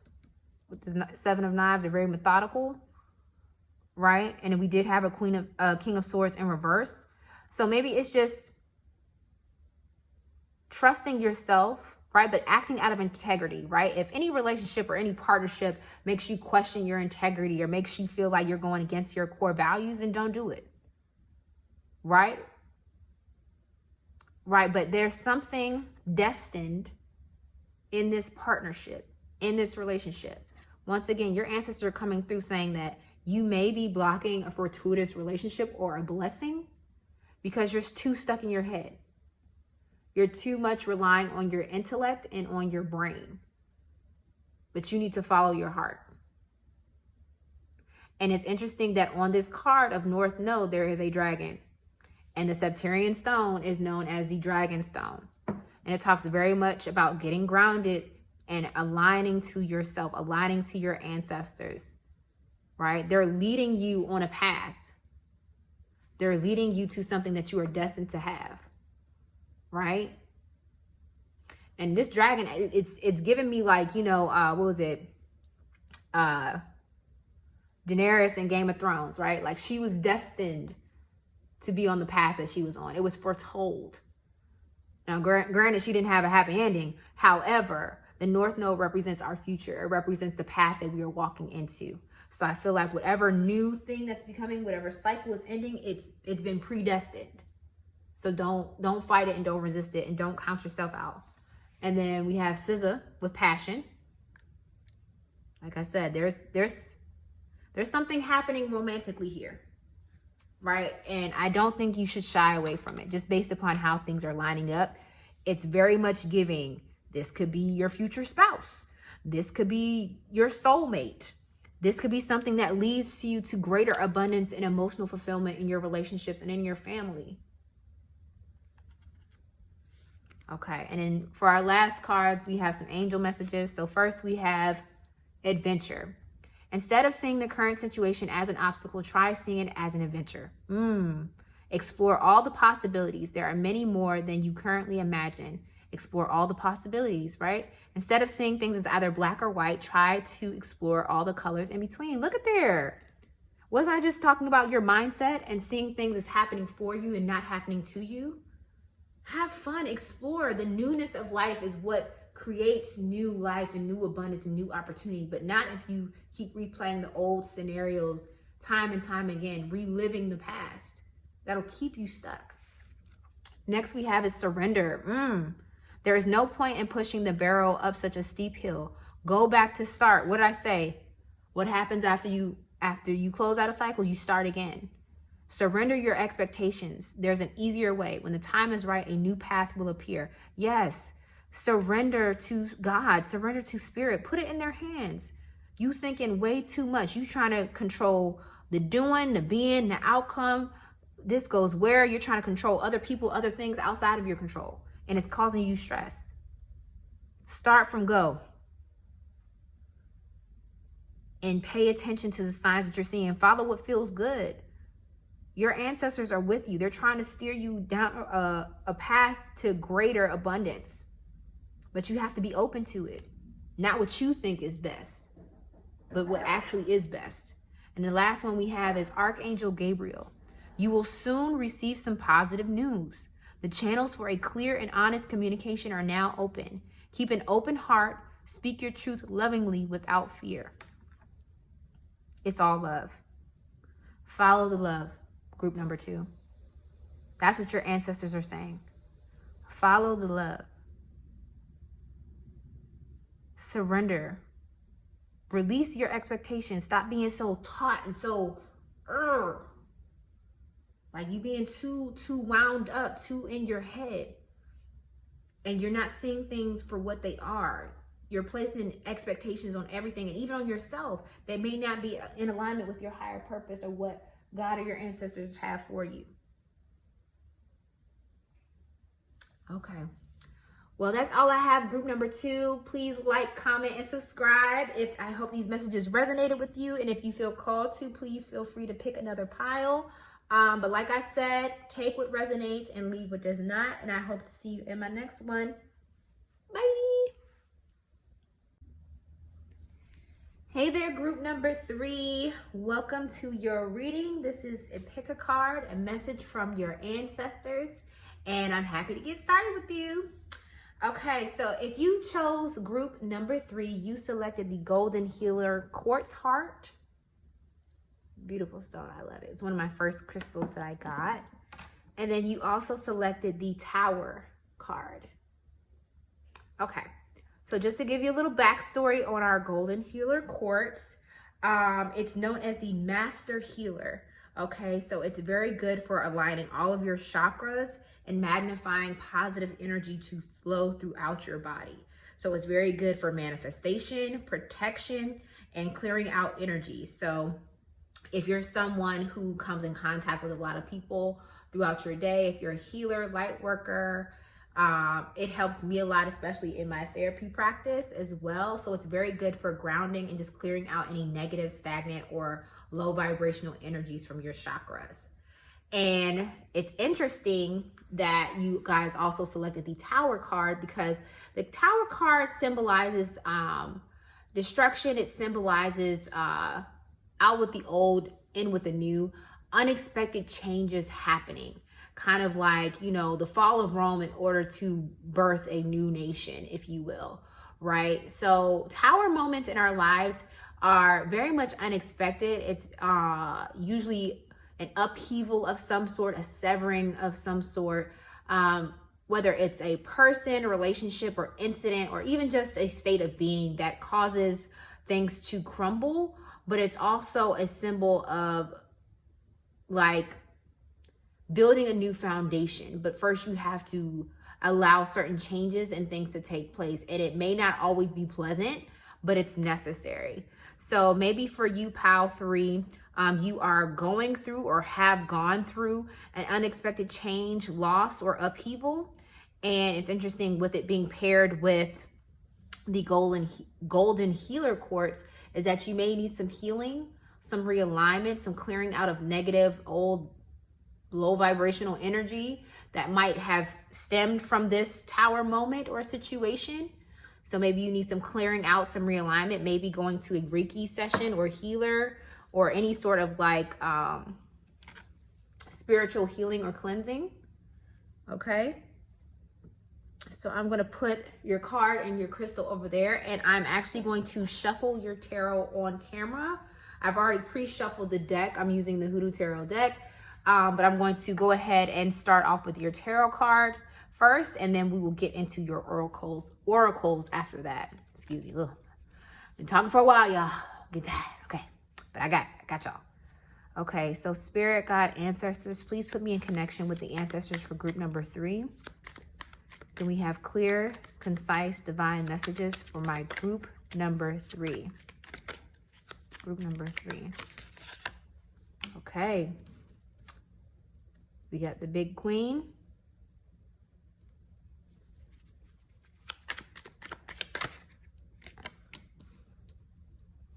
Okay. For pile number 3. Pile number 3. Maybe with the ancestors. Clear, concise messages. Ooh, that. Okay, you know what? We're not doing that. Clear, concise messages, spirit, for my pile number 3.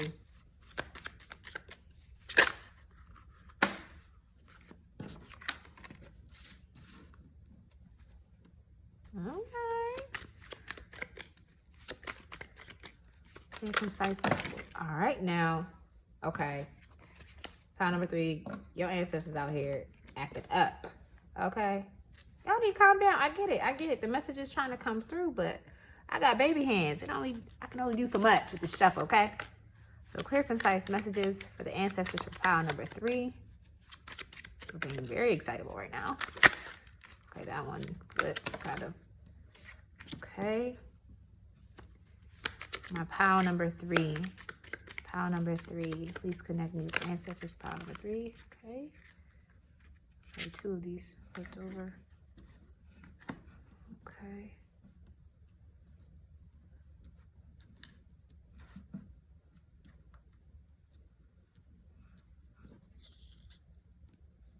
Okay, then on the second.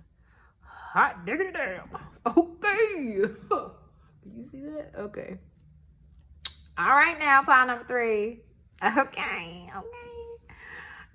So what I'm gonna do first is I'm gonna go through each one of your tarot cards. I'm gonna name them, and then after that, I'll give a brief description about what each one of them means before I get into what I intuitively am channeling from your ancestors. Okay. So first we have the big queen, which in this tarot deck represents the Empress. We have the 6 of sticks, which is the 6 of wands. We have the Father of coins, which is the King of pentacles. We have Dr. Buzzard, who is justice. We have the Ace of knives, which is the Ace of swords. And then we have the 7 of baskets, which is the 7 of cups in reverse. And on the back of the deck, we have the 4 of sticks, which is the 4 of wands. So let me just tell you, group 3, you are shining, okay? Like, I feel like what the ancestors are telling me is that the dark days have passed, honey. This tower moment has long since gone. And if it hasn't, if you are in it, then be well, because all is well, y'all. When y'all come out on the other side and my right ear is ringing, so that tells me that I am on track with what I'm saying. When you come out of this tower moment, there is abundance of plenty. There is wealth. There is celebration. There is success. There are options, baby. Let me tell you. So first we have my girl, the big queen.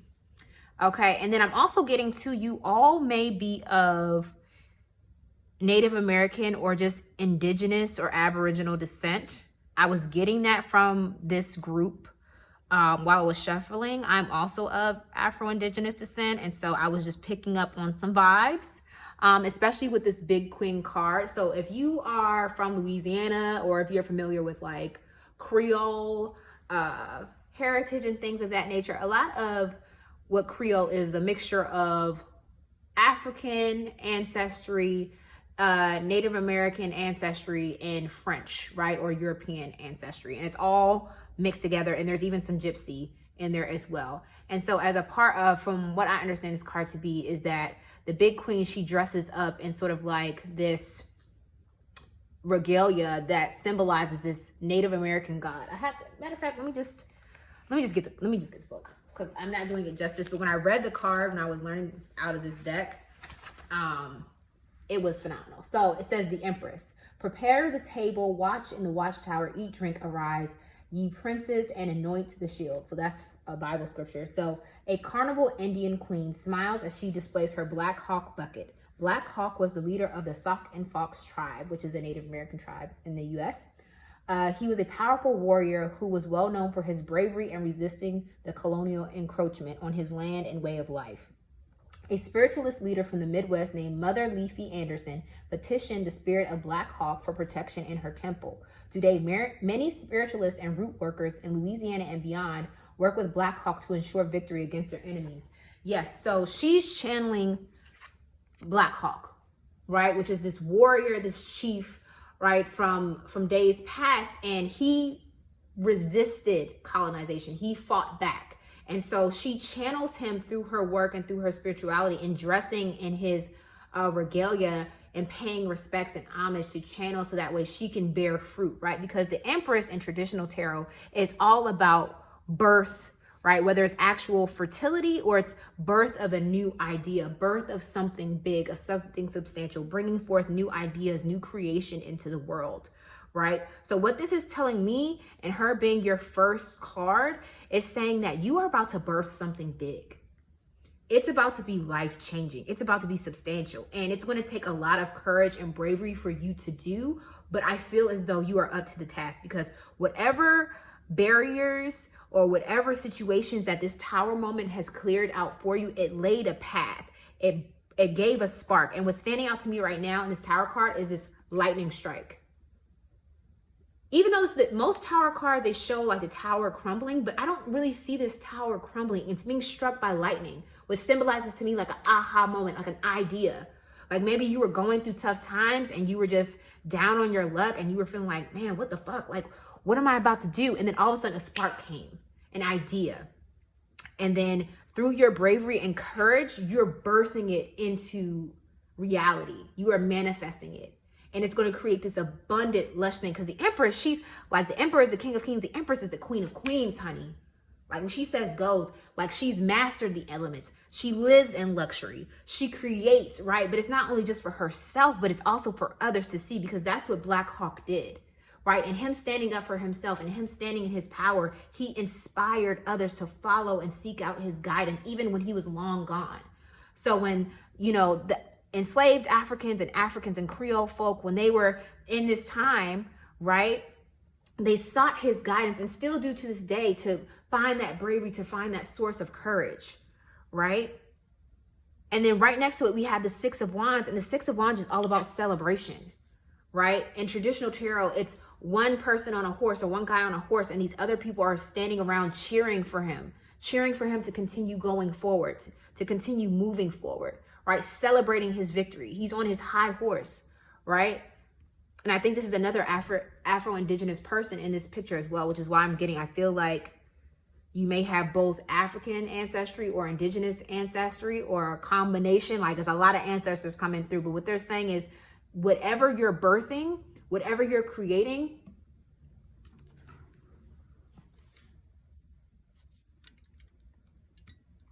oh no, okay, sorry y'all, something's happening to my camera. Okay, might have to pause a little later, but whatever you're birthing, whatever you're creating is going to be successful. It's going to be splendid. It's going to be glorious, and people are going to celebrate you for it. And you're going to celebrate yourself. And then whatever it is, it's not only going to be celebrated and recognized, it's going to lead to some big money, some wealth. The Father of Coins, he's all about putting things in motion, right? He's all about taking those slow, decisive steps, you know, working hard to get where he's going. And then when he's there, he's abundant. And it's not just abundant for himself, but he's generous to others as well. Like his fire warms many hearths is what I'm hearing. And I feel like from whatever you're creating, it's not only going to be recognized, but it's going to create wealth and abundance, not just for you, but for others as well. Because the Father of Coins, the King of Pentacles, is very generous in his abundance because he's worked hard and he knows the value of hard work, but he's not afraid to share, right? And then it's followed by the Justice card. And I feel like this is all, I hear that this is all good karma, right? Because, and you might have heavy air placements, or you might have I'm getting fire signs, I'm getting air signs, and I'm getting Libra, I'm getting earth signs, Virgo, Taurus, Capricorn, and I'm getting fire signs, right? With the Six of Wands. But I'm also feeling like this was something that you deserve, right? You've worked hard and you're taking the necessary steps. And so all the good things that are coming, this is karma paying you back for whatever work, for whatever lessons that you've learned, for whatever times that you came through. This victory, this success, this abundance that you're stepping into is well deserved. Justice served. And then we have this Ace of Knives, and this is all about another new idea, right? A new spark, new clarity, right? But I'm also getting to that with fame and recognition and wealth, there may be some people who aren't happy about it. You know, more money, more problems type of thing. But I'm getting like there's not going to be too many, but you may be surprised by a couple of people showing you their true colors, right? But what I'm sensing more is that this is more fruitful energy as far as getting more ideas, getting more clarity around next steps, right? Because then we have the Seven of Cups or the Seven of Baskets in reverse. So what I'm getting, normally the Seven of Cups upright talks about having a lot of options and being contemplative about which one to choose, right? Or about which one to go with. But with it being reversed, I feel like it's saying that you still have a lot of options, but you know what you want. Especially because it's showing up next to this Ace of Swords, which is all about clarity and being decisive and kind of having that laser focus. So I feel like you're on the path of least resistance right now. Like you've gone through some hard shit.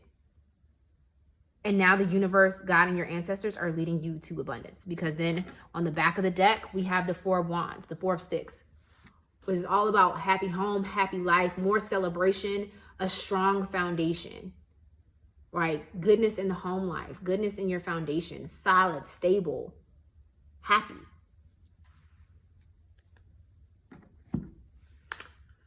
Yeah, group number 3, that's pretty straightforward for me. That's what I seen, that's what I said. Okay, so now we're going to get into some more tarot cards. I've already pre-shuffled these. It's going to ask about, I'm going to ask about your relationships, your career and study, finances, and your personal. So we will start with your relationships. So you got 2 of these cards. We have the Six of Swords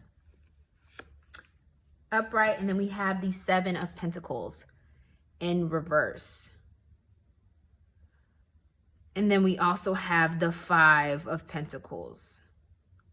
So I feel like in terms of your relationships, you're moving on from anything that no longer serves you, or anyone that no longer serves you, because the Six of Swords represents traversing, moving on, freeing yourself from a situation, right? And if we look here at this card, this warrior is standing here. He's standing upright. He's standing tall. And whatever this little demonic thing here in the background, he done trapped that thing. He done set up boundaries, and he is clearly unbothered, right? So what I'm saying is that in terms of your relationships, you're moving on from something, because we also have the Seven of Pentacles in reverse. And Seven of Pentacles upright can kind of be like, you know, you reaping the rewards and the fruits of your labors. But what I'm saying is that you think this is no longer worth the effort.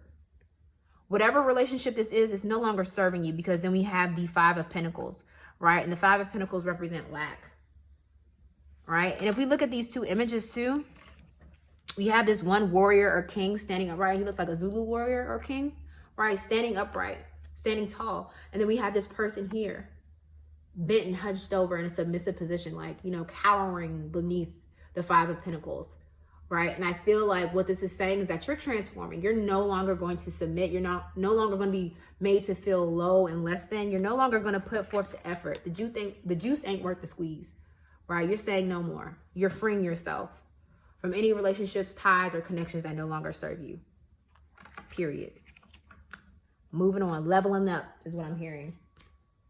Detaching yourself from anything that does not serve you. Okay. All right, so next we have is career and study. Okay, so we have the Ace of Swords in reverse. And then we have the Queen of Wands. So it's interesting that we have the Ace of Swords here upright, but then we have the Ace of Swords here in reverse. So maybe this is something that you're dealing with currently, right? Because the Queen of Wands is all about creativity. It's all about being curious, being optimistic, being nurturing to self. Very much that very passionate, emotional feeling. But the Queen of Wands is also very sure, very confident, very much about her bag. It's giving boss energy. So I feel like maybe this is what you need to step into, right? Like it's almost similar to the big queen. You need to step into, whether you're male, female, or non-binary, you need to step into that divine feminine energy. Be more creative, be more spontaneous, be more courageous in taking risk, right? Because that's the only place where your ideas are gonna take form. Right? Because this warrior, this blacksmith, he's welding a sword, right? He's taking his craft to task, right? But yours came up in reverse. So I feel like there might be some stagnation here in your career or study, but I'm getting a message from your ancestors that you just need to loosen up and get more creative. Go back more to your roots, go back more to what you know works, what you're interested in, because that's where all this abundance of great ideas and great forethought. You need to have more creativity and spontaneity in your routines and in your work and study, is what I'm getting.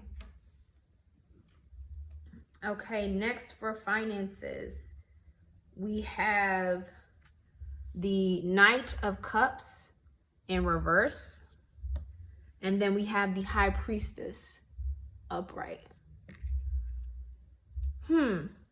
So I feel like in terms of your finances, maybe there's an offer or opportunity that's being made or being presented to you, and your ancestors and spirit is telling me that you need to use your intuition, right? Not everything that shines is gold, okay?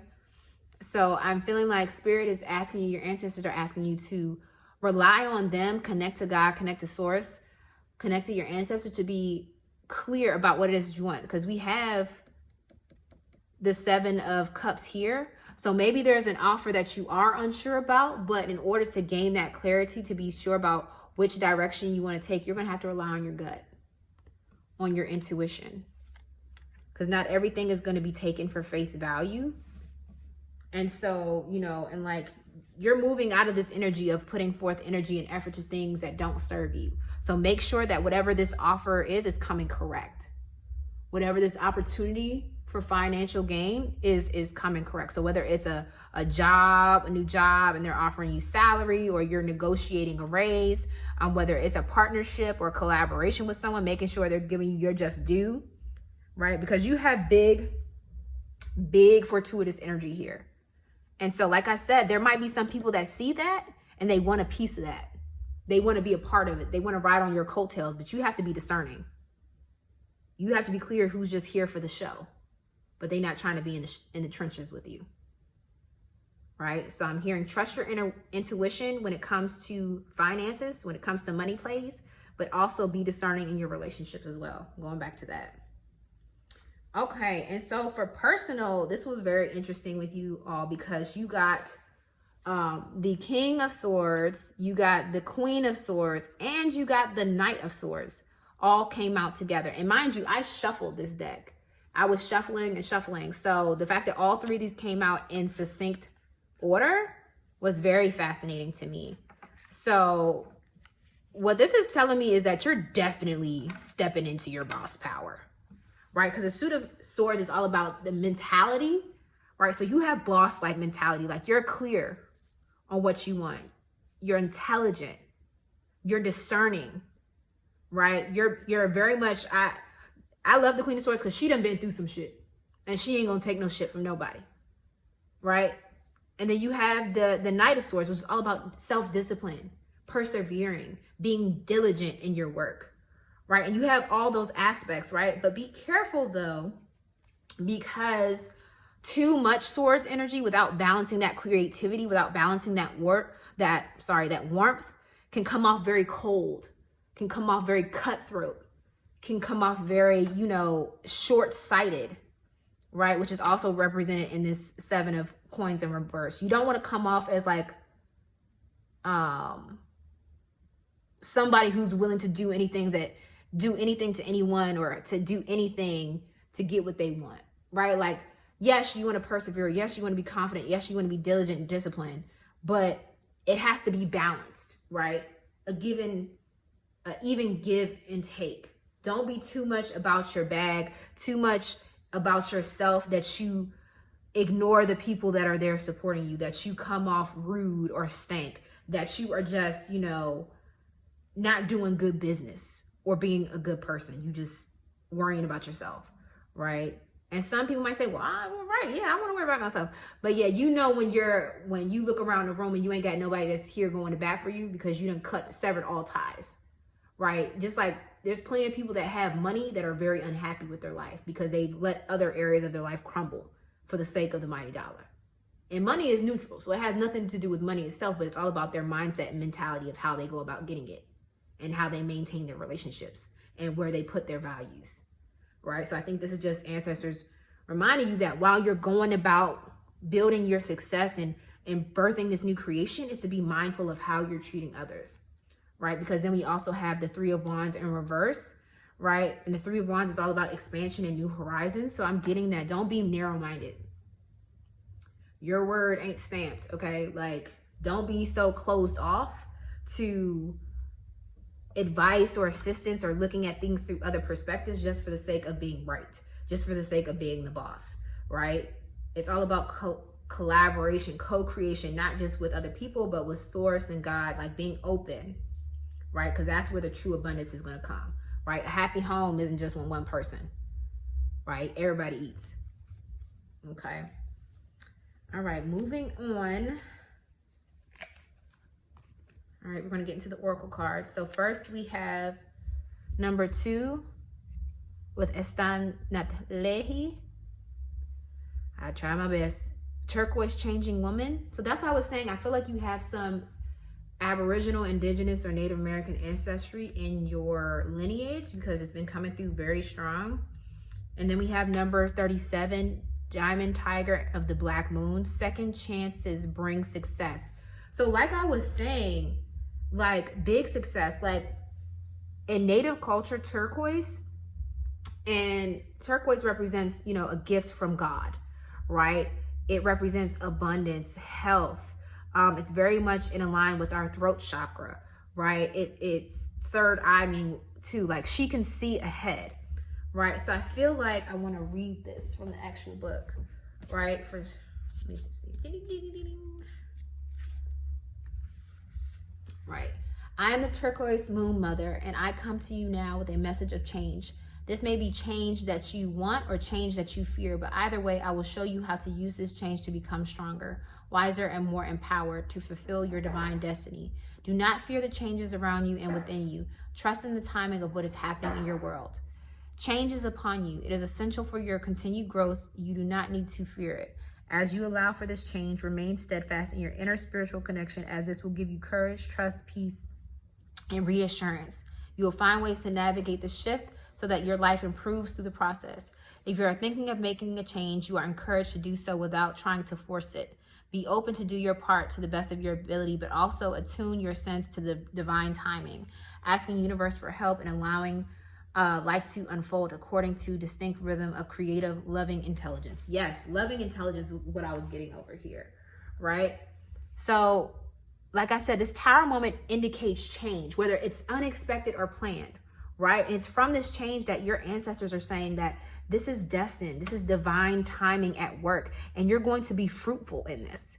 But you also have to trust in source and spirit. It can't just be all about your own efforts. You have to be aligned and attuned spiritually, which is why also this healer quartz is so crucial, because it helps with aligning your chakras, clearing out any negative energy, right? So when we create from a space of love, light, when we collaborate with a place of trust and honesty, right? It's not coming from this place of harbored ill will or, being selfish or being calculating, right? It's more so a place of abundance. Like you can be strategic and methodical, but it doesn't have to be at the detriment to others, right? And then we have second chances bring success. So I feel like this is the ancestors saying that you're getting a second chance. This is my boss pile, I feel like, right? Whatever opportunity is coming your way, it is a second chance. I feel like for a second you thought that, you know, your time was up, or like, you know, that opportunity had passed. But what your spirit guides and ancestors are telling me is that you're being given a second chance, and to be wise with it. Be creative, be lovingly intelligent, right? Be balanced, have fun, right? Next, we have the Wheel of Fortune with fate. And then we have phrenology with certainty. So yeah, once again, the Wheel of Fortune in tarot symbolizes good fortune, right? But it also goes deeper than that. It talks about like 1 minute we can be at our highest point, and the next minute we can be at our lowest. And it's all about learning how to navigate those changes, those constant cycles, just like what it was saying in the Turquoise Changing Woman, being graceful in those changes, right? Because fate will deal us a hand, but it's up to us to decide how we react, how we respond, right? And I feel like what this card is saying is that also be weary of your thoughts. Also be in tune with your thoughts. Like if you're coming from a place of negativity, of lack, of stagnation, of hurtful energies, negative energies, then that is what will be reciprocated throughout the cycle. That is what you will attract. But if you come up from a place of love, from light, from creativity, from joy, from hope, that is what the cycle, the Wheel of Fortune, will reciprocate. Right? And then from phrenology, you know, for anyone who's unfamiliar, it was this old study of the brain, right? Looking at the shape and structure of the brain, of the human brain, looking at the lumps and lobes and things like that to make a determination about different things, whether it be where they were from, what type of intelligence, mental health disorders and things like that. But I feel like what phrenology is saying is certainty is to be clear and certain about what it is that you want. Right? You have a lot of swords energy here. So it could be, you guys might be an air sign, right? Libra, Aquarius, or Gemini. Because I'm seeing a lot of swords in your spread. But what I'm hearing from source and spirit is just be certain, be confident, right? Change is coming, but it's coming for your betterment, for your highest good, right? And look, see, next we have Jupiter with growth and expand. And then we have your 10th house, structure, discipline, life, mission, accomplishments, and career. And we've been talking about that. There's a big shift happening that's going to lead to your betterment in career. Right? Something big, something fruitful is going to be happening in your career and in your finances, and it's coming, right? So just get ready. Like, you may have been going through a lot recently, or you may have been having these tower moments. You're like, why does these things keep happening to me? Why does it keep not working? This is spirit and your ancestors guiding you to a place of abundance where you can be fruitful, but it's going to take work. It's going to take steadfast energy from you. Look again, I'm not making this up. Luck and divination, right? Could be a Virgo, Scorpio. Like, your ancestors are, like I said, when I was shuffling, the cards were just flying out. Like, they are excited to tell you that luck is on your side. Good fortune is coming. And maybe this is something that you've been praying for with divination. And then we have these meditation beads. Maybe you've been trying to really seek internal healing and kind of ground yourself. And I feel like this is them saying, good job. You've put in the work, and now the universe is here to reward you for it.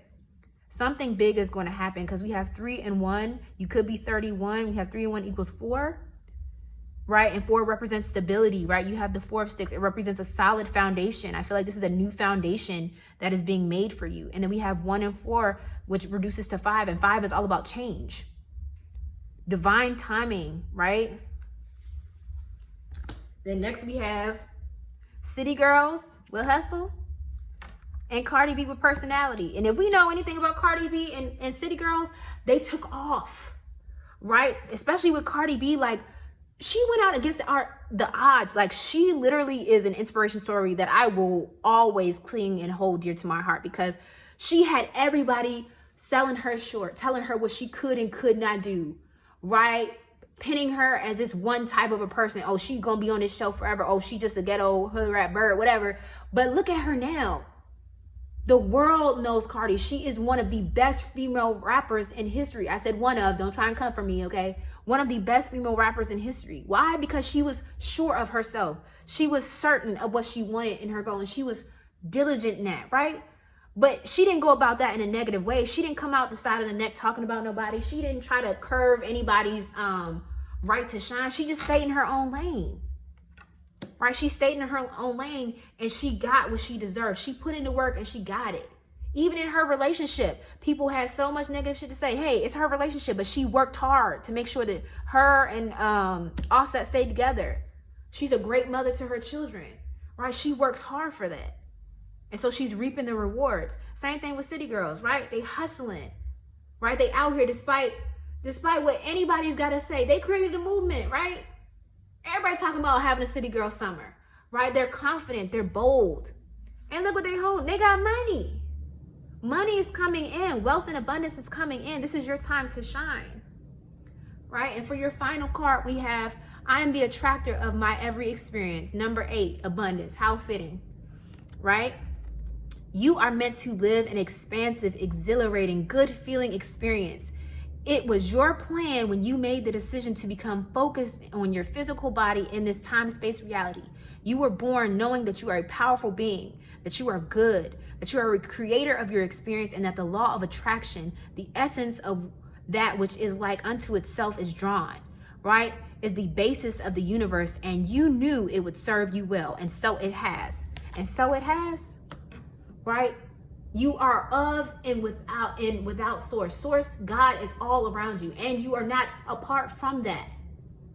So that's how we are made in God's image. We have the ability to choose, the ability to create, to manifest, just like God was able to do so.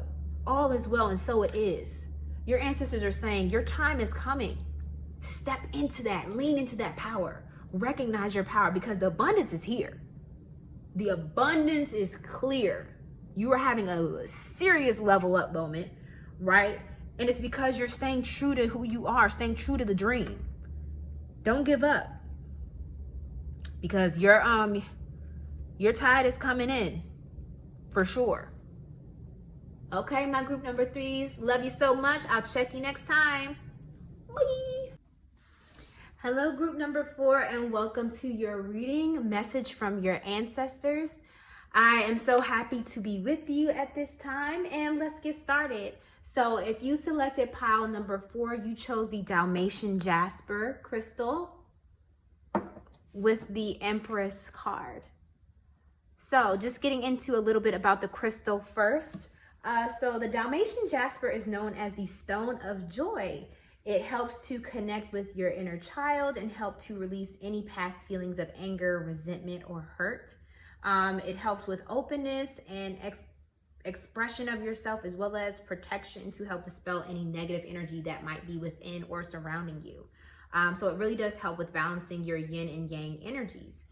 And it's interesting that you also chose it when it was connected to the Empress, because the Empress in the major arcana is the Queen of Queens. She represents this mother archetype of energy.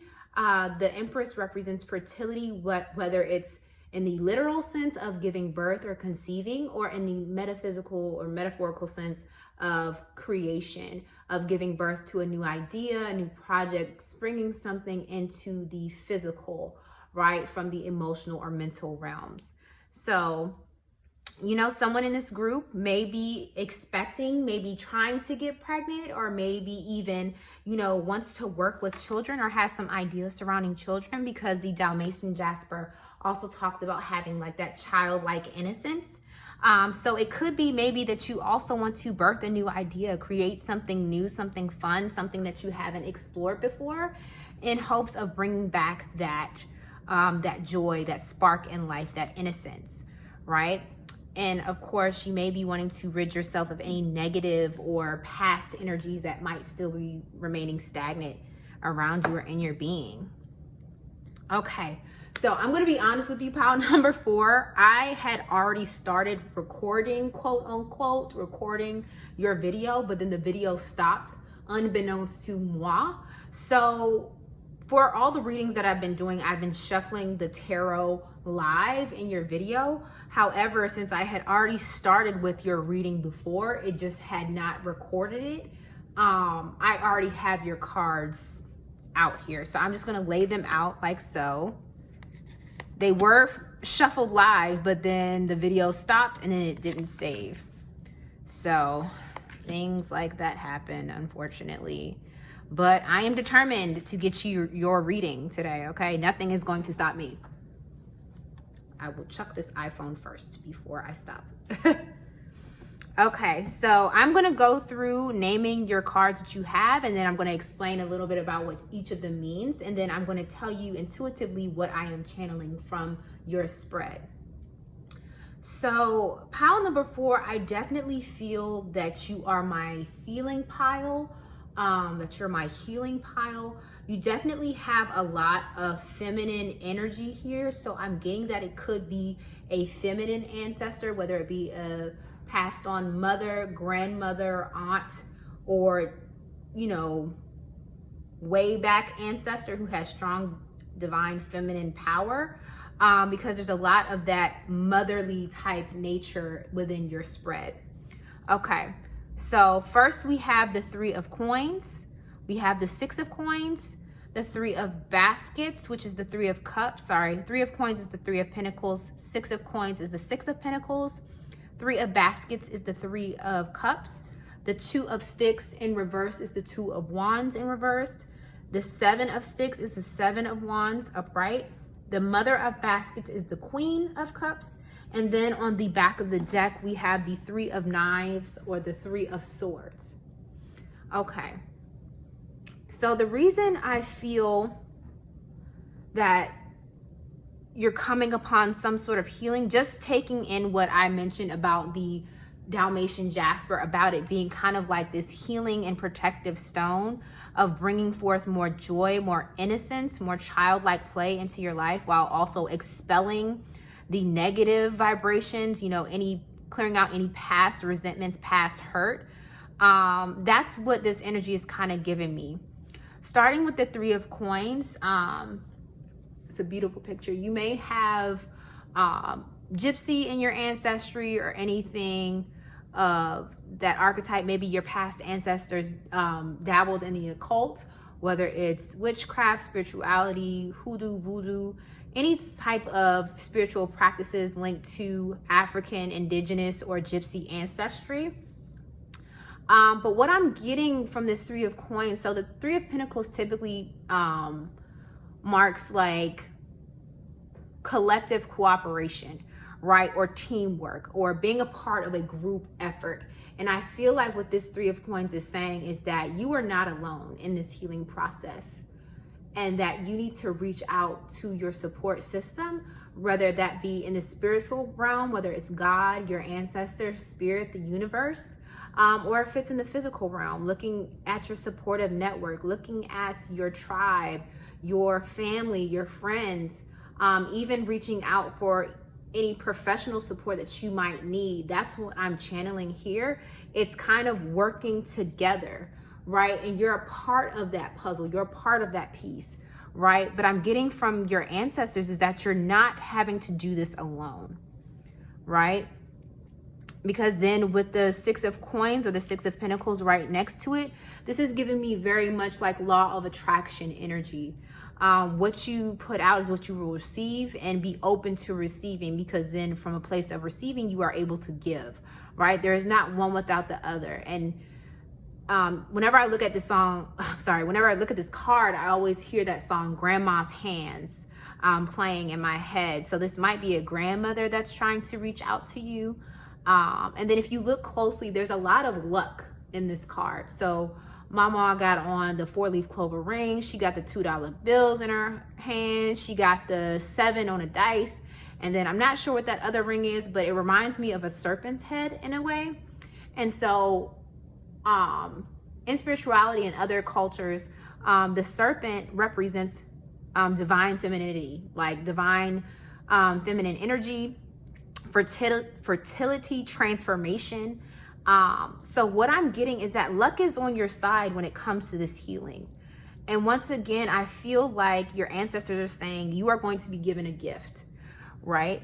So for instance, in terms of if you are someone who's been trying to conceive, right, with this Empress card, and I mean, like have a baby, right? If you were trying to conceive and it was futile, if you miscarried, or if you were unable to conceive, I feel like that gift could possibly be becoming pregnant, right? And I'm not a doctor. I'm not saying that somebody here is pregnant. Very well could be, right? But I feel like your ancestors are saying a gift is coming to you. You are going to receive what you deserve, you know? And if it's more so like an idea or a project, I feel like the Six of Coins is saying you're going to receive that inspiration that you need, right? But to rely on spirit, rely on source, recognize that you are not alone in this endeavor, right? Because right next to the Six of Coins, with all that luck, we have the Three of Baskets, which is the Three of Cups in tarot, and that symbolizes celebration, right? It's a party, baby. It symbolizes you getting together with family, friends, your network, and it's very much this joyous energy.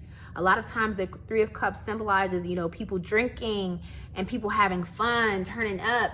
And so with this Three of Cups, it actually looks like 3 generations. It looks like a grandma, a mom, and a daughter, right? So this could be something that is being passed down, something that is owed from generation to generation. Or maybe these are your ancestors coming through saying that they're proud of you, right? Maybe you're healing some generational trauma, something that happened in the past, right? And it's through that healing that your ancestors are standing beside you in a celebratory way, saying thank you for being the one.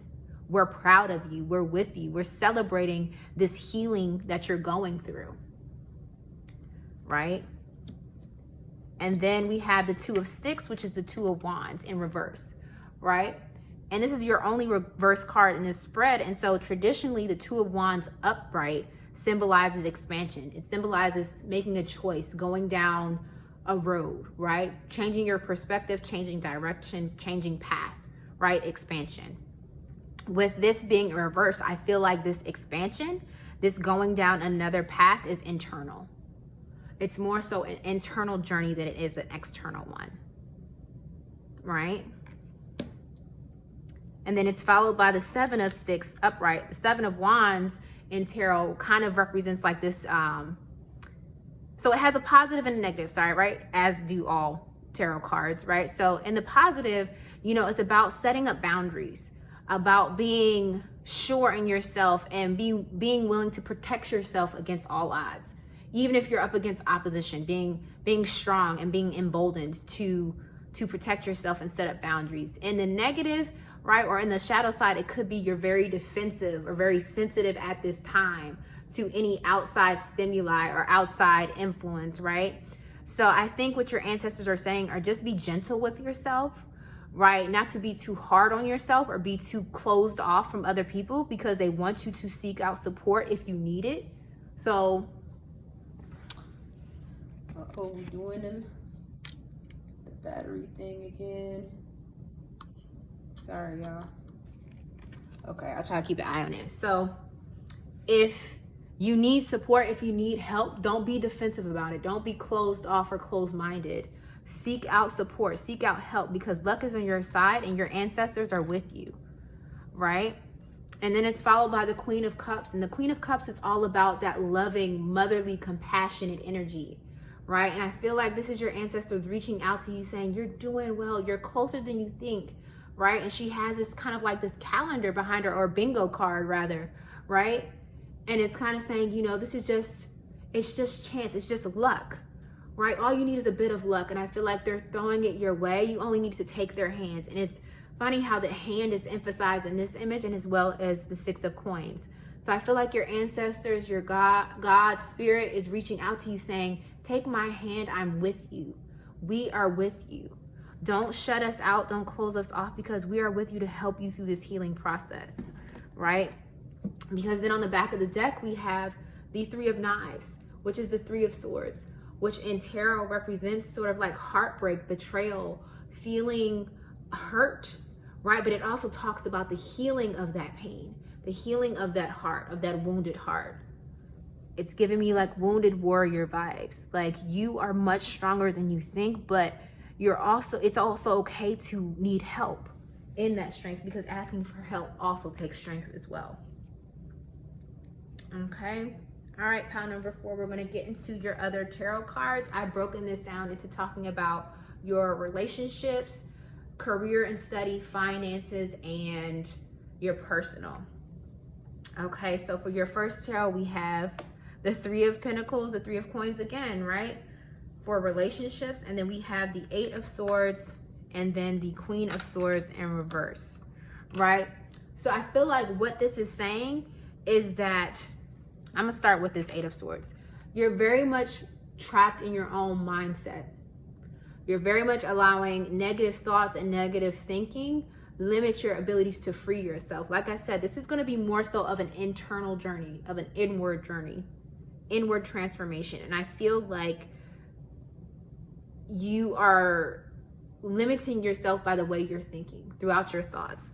But with this 3 of Coins here, once again, I feel like it's you seeking out help, right? You being in co-creation, collaboration with others to make sure that you're going through this healing process, that you can expand your thinking and not be pigeonholed to something else. Because then we have the Queen of Swords in reverse, right? And the Queen of Swords is very, when she's upright, she's very decisive, she's very clear, right? She's very sure of herself.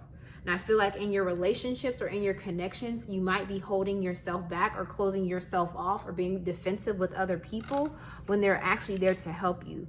They are put in your life for a reason. So I feel like your spirit guides and your ancestors are saying, don't close yourself off to help. It doesn't make you weak. It doesn't make you less than because you have support. We are only too blessed, but to have true friends, true family, and people around us that are willing to help us heal and flourish and live abundant lives. Okay, next we have is career and study. So we have the 9 of Swords with the 5 of Cups and then the Knight of Swords. I can't remember if it came up upright or reverse, but we'll take it upright. So with the 9 of Swords, I feel like once again, your mindset is very much on the defensive. 9 of Wands symbolizes that you could be under a lot of stress right now when it comes to work or study. You might be second guessing yourself. You might feel that you're not worthy. Very much stuck in your head and being on guard. Like as you can see, this warrior isn't fighting anybody. He's standing on a cliff, but he got all these blades, right, ready to, and 2 on the ground, right, that he's not even using. That he has so much to defend himself, but the real enemy is within, right?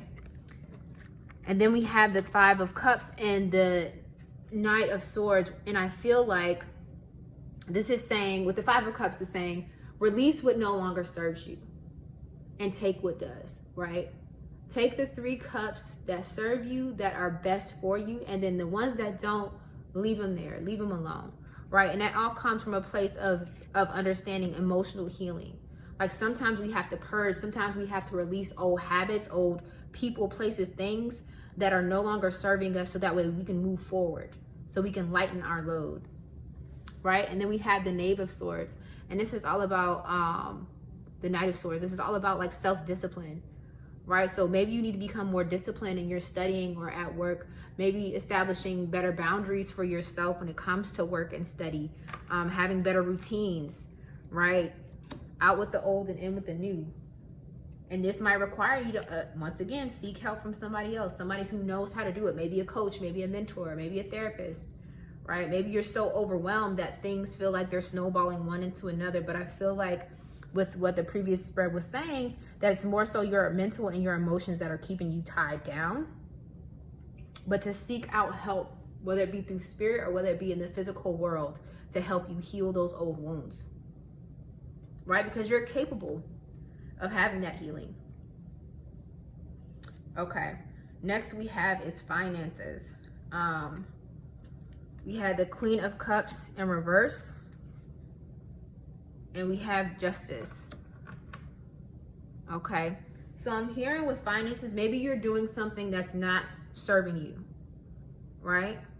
Because the Queen of Cups, like I said, and you got it twice, so this is very much about your emotions. The Queen of Cups is all about compassion, all about following your heart, feeling emotionally fulfilled, being generous and compassionate with yourself and others, but it was in reverse, right?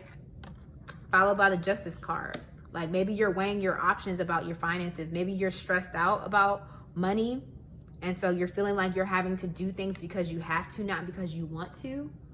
This could be an indication that maybe you're being overtly indulgent, but not on things that benefit you, just like splurging on random things. Like maybe you go into too many happy hours, sis. Maybe, dude, you don't need that next pair of sneakers, or you going to lunch, or you going on that vacation. You know, you can have the soft life, but don't let it make you broke. Now, you can have luxury, you can have all those things, but don't let it stress you out and make you broke to when you come back. It's like you need a vacation from the vacation, right? Or like you done depleted yourself so much emotionally and mentally and financially that you don't have anything to balance or even things out. So maybe just pay attention to what you're spending your money on, but also, are you doing things that make you fulfill both emotionally with your finances? Not just, I just need to make the money. You know what I mean? Okay. And then for your personal, you actually got like 4 cards. So I'll start with these. So we have the 3 of Swords again. You have a lot of repeating things. So 3 of Swords again, like that heartbreak, that betrayal, that kind of needing to heal, along with the 2 of Pentacles.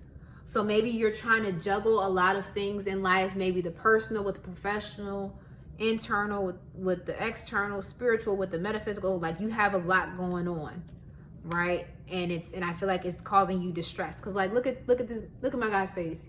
He is stressed, okay? He is stressed out, like hopping from one foot to the other, like juggling. Like, yeah, you're able to maintain it, but I feel like it's more of a burden to you than anything, right? And then we have the 4 of Pentacles in reverse. And then we have the Hermit, right? So you could be a Virgo. There's a lot of Cups energy. So you could be a lot of Cups and Earth signs. So I'm getting Taurus. I'm getting Virgo. I'm getting Capricorn. I'm also getting a lot of water signs. So Pisces, Cancer, and Scorpio.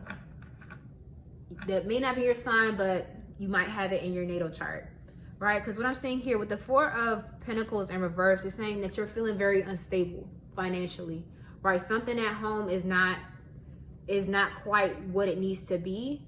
And so I feel like maybe you're worried over finances, because I was getting that energy from your career and your finances. I feel like you worrying over your finances, or you struggling at work, or you just feeling not passionate about what you're doing might be the cause, or might be part of the reason why you're feeling so emotionally drained and needing to find that spark, that joy again. And I feel like your advice from your ancestors is to go within, right? This Hermit talks about going into solitude or seclusion and really seeking to find that inner knowledge, that knowing, that guidance from yourself, figuring out what it is that you want out of life, what it is that calls to you, what makes your heart sing, what makes you feel light and joyful again. Okay. All right, let's move on to the Oracle cards.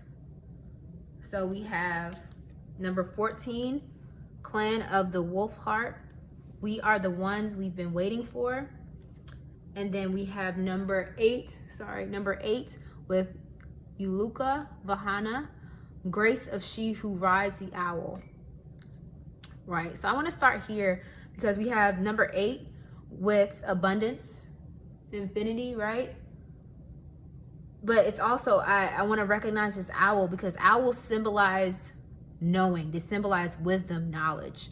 And I feel like that you going inward, you seeking that inner knowledge about what it is that you truly want and desire is what's going to set you free. She who rides the owl, she who has grace, and you don't have to be a she or identify as a she. It's just the energy, right? You going within and you seeking that inner knowledge, that inner knowing about yourself, what it is that you want, what it is that you want to create or get back to. What mark do you want to have on the world? And then we have 14 with Clan of the Wolf Heart. So I was saying that this is my feeling group, right? This is very much heart-centered. Like you're very much in your head. You need to go back to your heart, right? And this reminds me of like the native tale. It's like we all have two wolves that live inside us, the light and the shadow. But the one that grows big and strong is the one that you feed the most. And with this saying, we are the ones we've been waiting for, is that the only person that can set you free is you, right? Spirit can be there the whole time. Your ancestors can be with you. But with you being in this 3D realm, being a part of this world, you have to be the one to unlock it.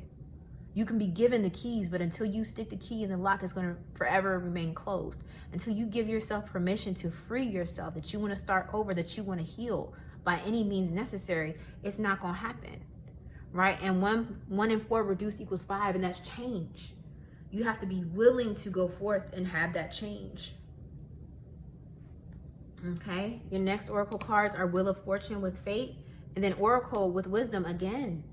These are different decks. I'm not shuffling, and these is what's coming out, right? The Wheel of Fortune, this is fortuitous energy. This is giving me that 6 of Coins energy again, right? But this goes back to saying that what we focus on is what will be cycled throughout, right? Because the Wheel of Fortune teaches us that, yes, we can be high at one moment, but then we have to go back around the circle to get back to the top again. So we're not always going to be on top. We're going to be here, we're going to be on the bottom, and we're going to be back here again, and then back on the top. But it's all about how we look at it, how we view it, how we go with the punches, right? Life is not good nor bad. It's what we make of it. And so everything that's happening is happening for a reason, right? But you have to be able to look at it through different eyes and new perspective. You have to be willing to learn from every revolution. With each year around the sun, you have to be ready and willing to give birth to a new version of yourself, to become wiser, to become stronger, to seek out change and knowledge, right? And then we have Oracle with Wisdom. So maybe you're a tarot reader. Maybe you read Oracle cards. Maybe you watching this video might be a message to say, go within, right? Because like I said, this doesn't predict anything. It's just strong suggestion or guidance or messages that I'm receiving from your ancestors to say to you, to give you that bit of encouragement. But at the end of the day, you know you better than anybody else, And you have to be willing to go forth and make the changes in your life that are necessary for your healing. Okay? Next, we have continuance and we have protection. You are protected. With the number 9, number 9 also symbolizes ending of a cycle. It symbolizes spiritual awakening. Then we have another 8 with abundance. 2 plus 6, it reduces to 8. Right? And the apple with continuance is like an apple a day keeps the doctor away. That talks about healing too, right? And I feel like this is a message from your ancestors to say, keep going. Continue on this healing path. Continue to be healthy and do things that align for your greatest and higher good. You are protected. Right? And it's interesting here with this onion because, you know, at least in my family or a lot of the Southern Black folks that I know, onion was often used as a form of healing, of remedy when you're sick. You cut up onions and you rub it on the bottom of your foot or you stick it in your socks and it helps you to sweat. It brings the fever down from your head and allows your body to release toxins. Onion is a seasoning that everybody should have in their cabinet unless they're allergic. But, you know, onions have been around and used for healing and spiritual practices for many and many moons. Right? And so with this being next to the apple, I'm just getting clearing things out. Continue on the path towards healing. You're on the right path. And your ancestors are saying that they are with you. What did I just say? We have Chiron with hurt and heal. And then we have the 8th house with transformation, karma, facing fears and legacies, right? The 8th house is also ruled by Scorpio. So you might be a Scorpio. Right? And Chiron talks about healing those wounds, right? That wounded warrior, right? Of stepping into your power, of releasing the old and becoming anew. Facing your fears, facing your past, facing those past regrets and releasing them so that way you can move forward and have joy, happiness. Yeah, it's right here, y'all. Like it's saying you can heal yourself. Yes, we've all been hurt. Yes, we've all experienced things that if we had a choice, would not want to experience. But your ancestors are saying that you are stronger than that. You can be reborn. You can give birth to a greater light. You can heal generational trauma, generational curses. It can start with you. It can start with you. You don't have to wait or require anyone else's permission, right? But it doesn't mean you have to do it alone, because you're not alone, right?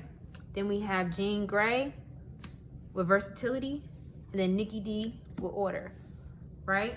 And it's interesting that this is giving me like yin and yang energy, right?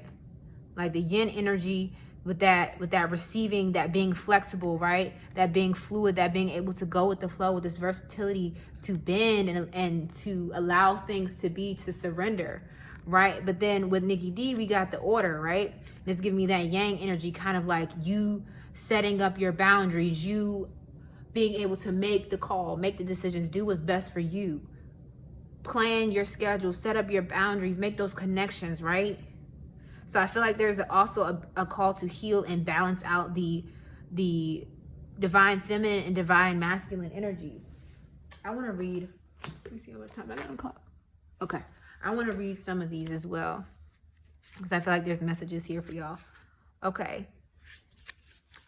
Much like Jean Grey switches up her style, her card is asking the same of you. If you're in a creative rut, right, like I said, might be unable to create or bring forth anew, there are ways to spark a new zest for life and renewed interest in self-discovery. Didn't we just talk about discovering yourself, going within? Take up a new hobby or start journaling. There are many ways to diversify your portfolio, and now is the time to channel your own inner genius, right? It's there, but may be dormant. Ring the alarm and wake it up already, right? So go within, right? And it's talked about that childlike, that youthful energy. Be willing to explore, have fun, do things that you've never done before, or go back to the things that you used to do but stopped doing because maybe you got too caught up in the rut of life and just working and coming home, sleeping, eating, shitting, and not taking care of yourself, not having fun, not being free. I feel like that's what your ancestors want you to do.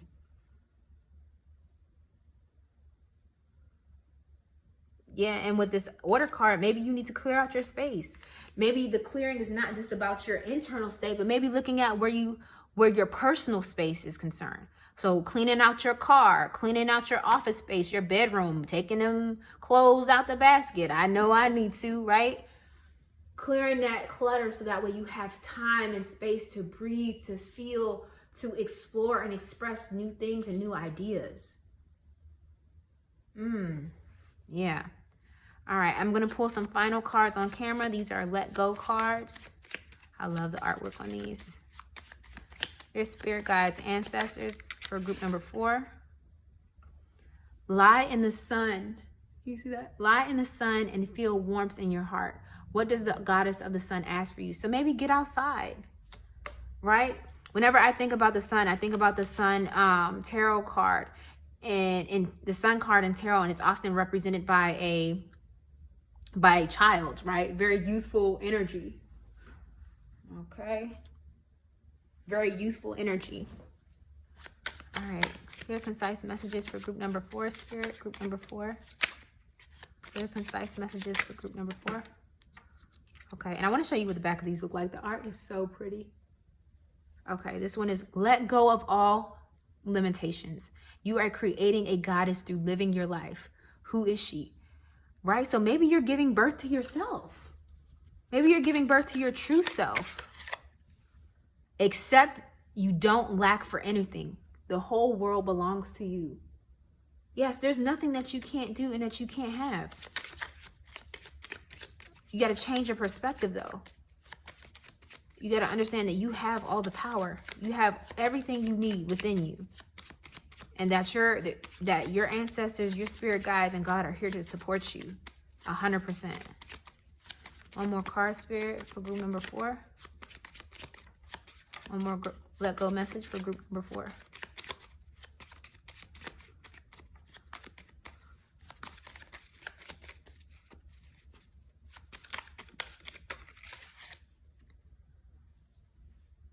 We couldn't know paradise if flowers refused to release their fragrance. Give your gifts freely. Yeah. Explore, step forward, show your gifts, shine your light. Do something that makes you happy. Explore your passions. What are you passionate about? Your finances, it talked about the Queen of Cups in reverse. Like, whatever you're doing, it doesn't seem like you're passionate about. It's more of just something to a means to an end. So maybe you need to explore what gifts are dormant. What light are you not bringing forth? Because this Empress card is all about giving birth to something. Grand creation. Because whatever it is that you're going to give birth to is not just going to be there for you, but it's going to create abundance and a legacy for others to be inspired by, to live from, to call from. So I feel like your ancestors are calling you to do that healing so you can do the work. But all right, Pile 4, that is all I have for you. Thank you so much for watching. I hope these messages resonated with you. Feel free to like, comment, and or subscribe. And if you feel called to, please feel free to look at any other piles. But until next time, I will see you later. Thanks. Bye.